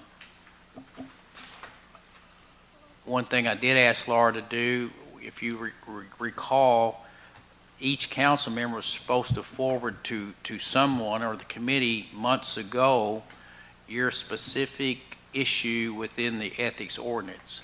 And Laura promised me, and she told me that she would get these to her from each council member. Whatever concern you have with the ordinance, if you have any, please forward them to Laura. Is that what we agreed to, Laura? Yeah, but Okay. regardless, we're still going to go through it section by section. Yes, ma'am. But also tonight, I've got 2 council members for sure will not be here Monday night. So that gets us down to 6. I don't know about the other 6. Does everyone feel like you can be here? I can't. So that gets us down to 5. I will not be here, no. Well, you're one of the 2 that I was counting. You and Trey and Kenny, that's 5. So can everyone else be here, or will you be here? Yeah. So 1, 2. Joe, you be here? April 13th? Yeah, next Monday. Yeah, I should be here. 3. I'll be here. Lucy's not. 4. And I assume, not Lucy, here. we'll probably have 5, because if we don't have a quorum, then we'll cancel the meeting. Okay? So, now, for those who won't be here, please submit your issues with the ordinance, if you have any, to Laura prior to leaving, so we can get those clarified and get the sentences in there the way the council will feel them, hopefully as a whole. If you can do that. Monday night, right? Yes, Monday night at what, 6 p.m.? 6 p.m. Okay, so I've that, got the Grange Utility meeting, but I'll leave early. okay, so that's notification to the public. and also to the paper and to each council member at 6 o'clock Monday. Is everything else at this time, Laura? That's it. Okay, thank you. Thank you, sir. Okay, last public comment of the night. Anybody want to summarize what you've heard tonight in public comment? Sarah?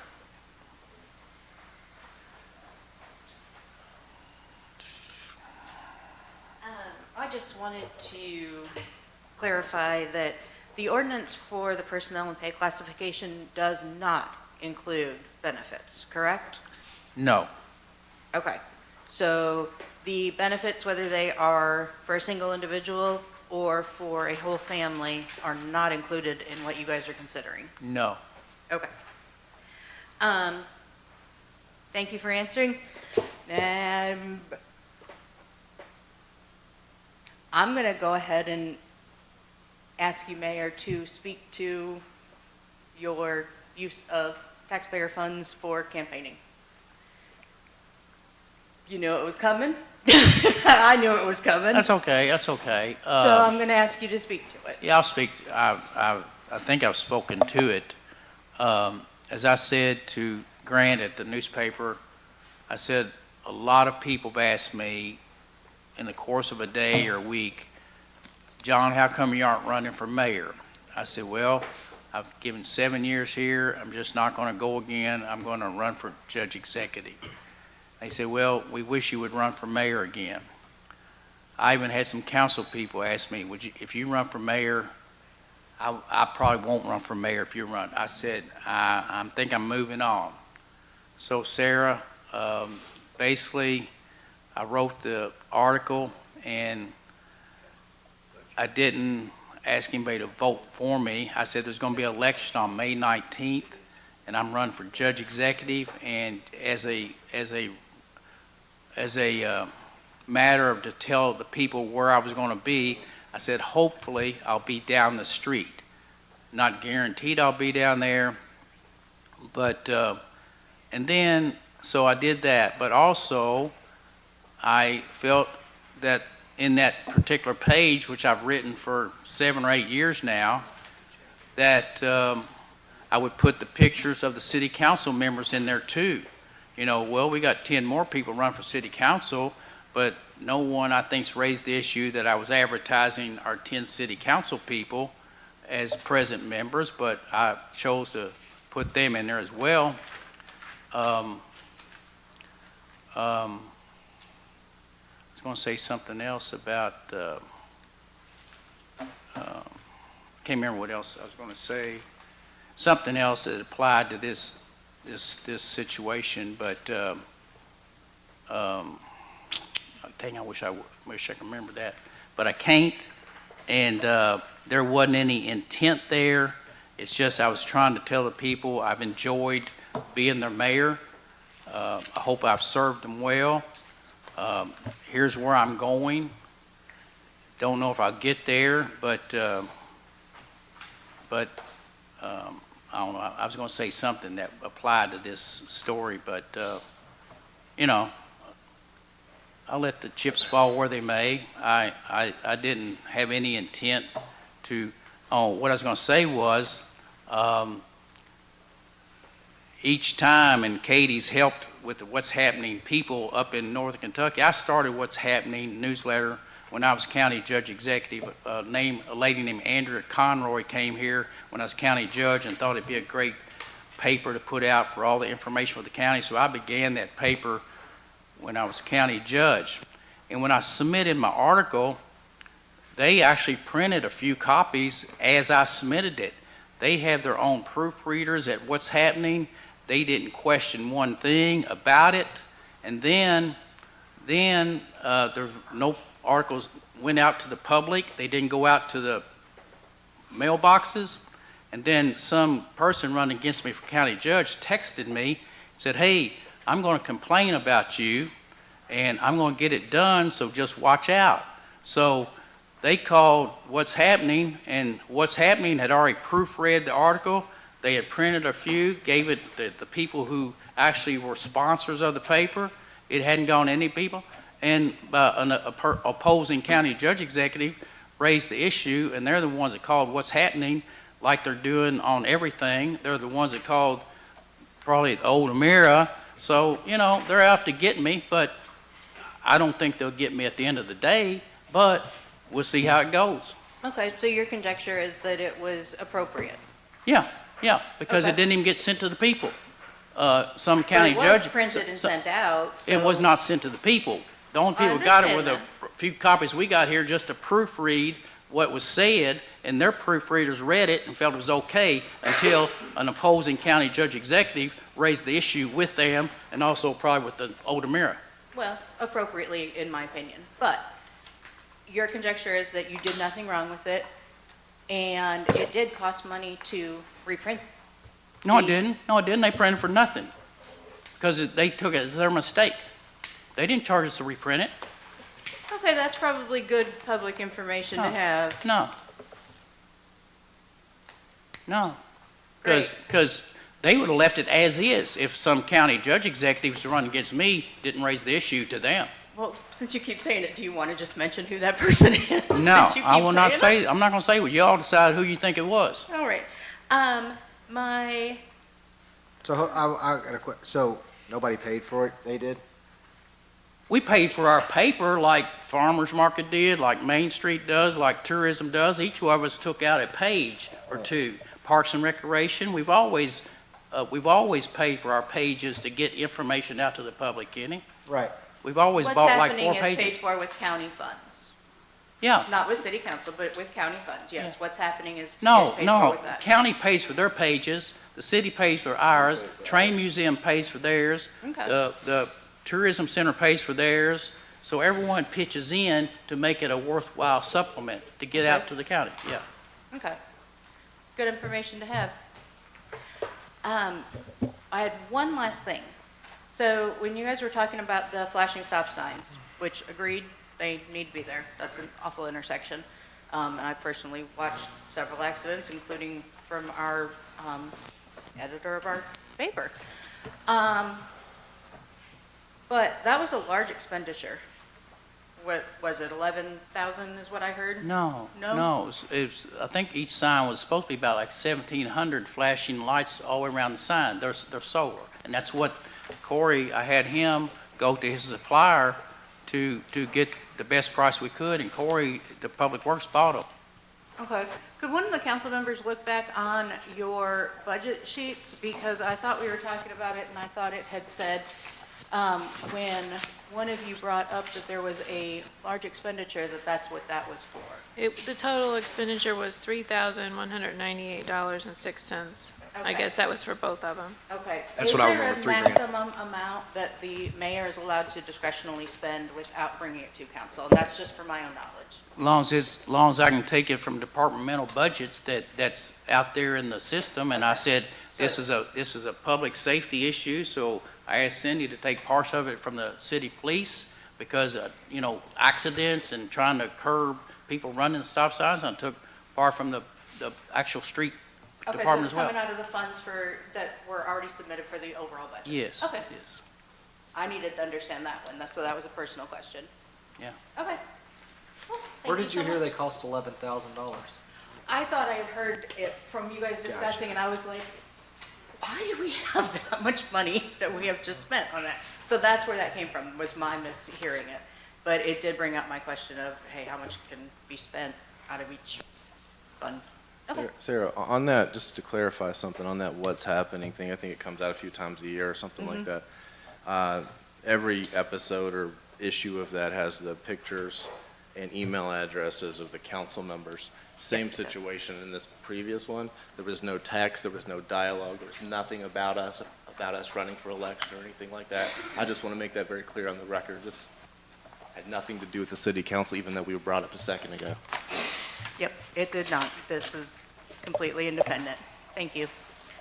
Hey, what do we pay for that, for our page? I didn't realize the city paid anything. I thought it was all county funds that paid for that, what's happening. No, we all participate. The school board participates, the health department participates, and I think the pages now, Jason, going out, I think it costs $1,700 a page. For one, so we pay, as Yeah, a yeah, city, we pay yeah, yeah, $1,700 for our yeah, page. Okay. yeah. I didn't know that. Yeah. I thought the county covered all that cost, so, all right. Well, hey, there's a public speaker right there. You know, I'll say this, Jason Taylor, he's inferring that, I did something that always he doesn't, I didn't do to him, but, so many months ago, he had a illegally parked car on the street. And, he came to defend his wife, who had an illegally parked car there as her attorney. It was my daughter, And, thank you. well, then your daughter. So he came before this code enforcement board, and maybe because of who he was, maybe because he's a person who appoints them, but he came to argue that the violation should not have been issued a citation. And they let him go. They didn't charge him. But another lady who had the same identical offense, they charged her the money. So did he take advantage of the city by using his influence to get his daughter out of the parking violation and save his family money? I think he did. I think that's really inappropriate, Mayor. No, it's not. If you had been present at that. No, it is accurate. If you had been present at that hearing, you would have realized that there was a whole lot of information that was presented. Can't help and it. there was also Can't help it. He got off. determined He by got the off. code enforcement board that there are some issues with the parking ordinance. We have worked on the parking ordinance. There are issues with it. You got off. You got off And it free. needs to be addressed, but that it was not anything Now to do they're trying to change the with parking law. Now the the Taylors are city trying to change the council. parking law.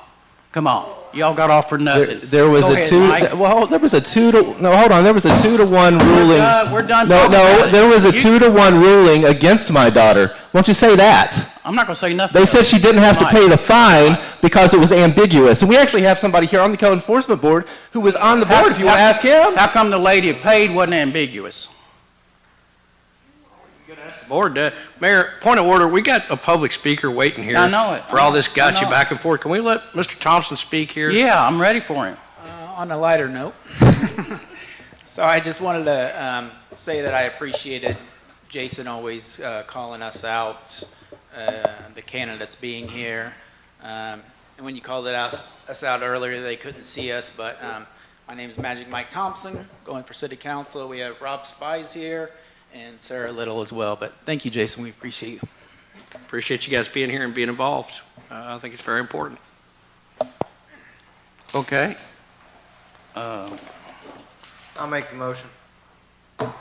Do what? Whatever we're doing. Adjourn? To adjourn. I'll second it. He may have any new business? What you got? Thanks Steve Mahoney for some work on some emails back and forth to me. And Steve, I don't know if you wanted to maybe tell all the members of the council kind of what we had been talking about and some of the work that you've done, and if you want to send a link to them, like we were discussing about meetings. But thank you for that.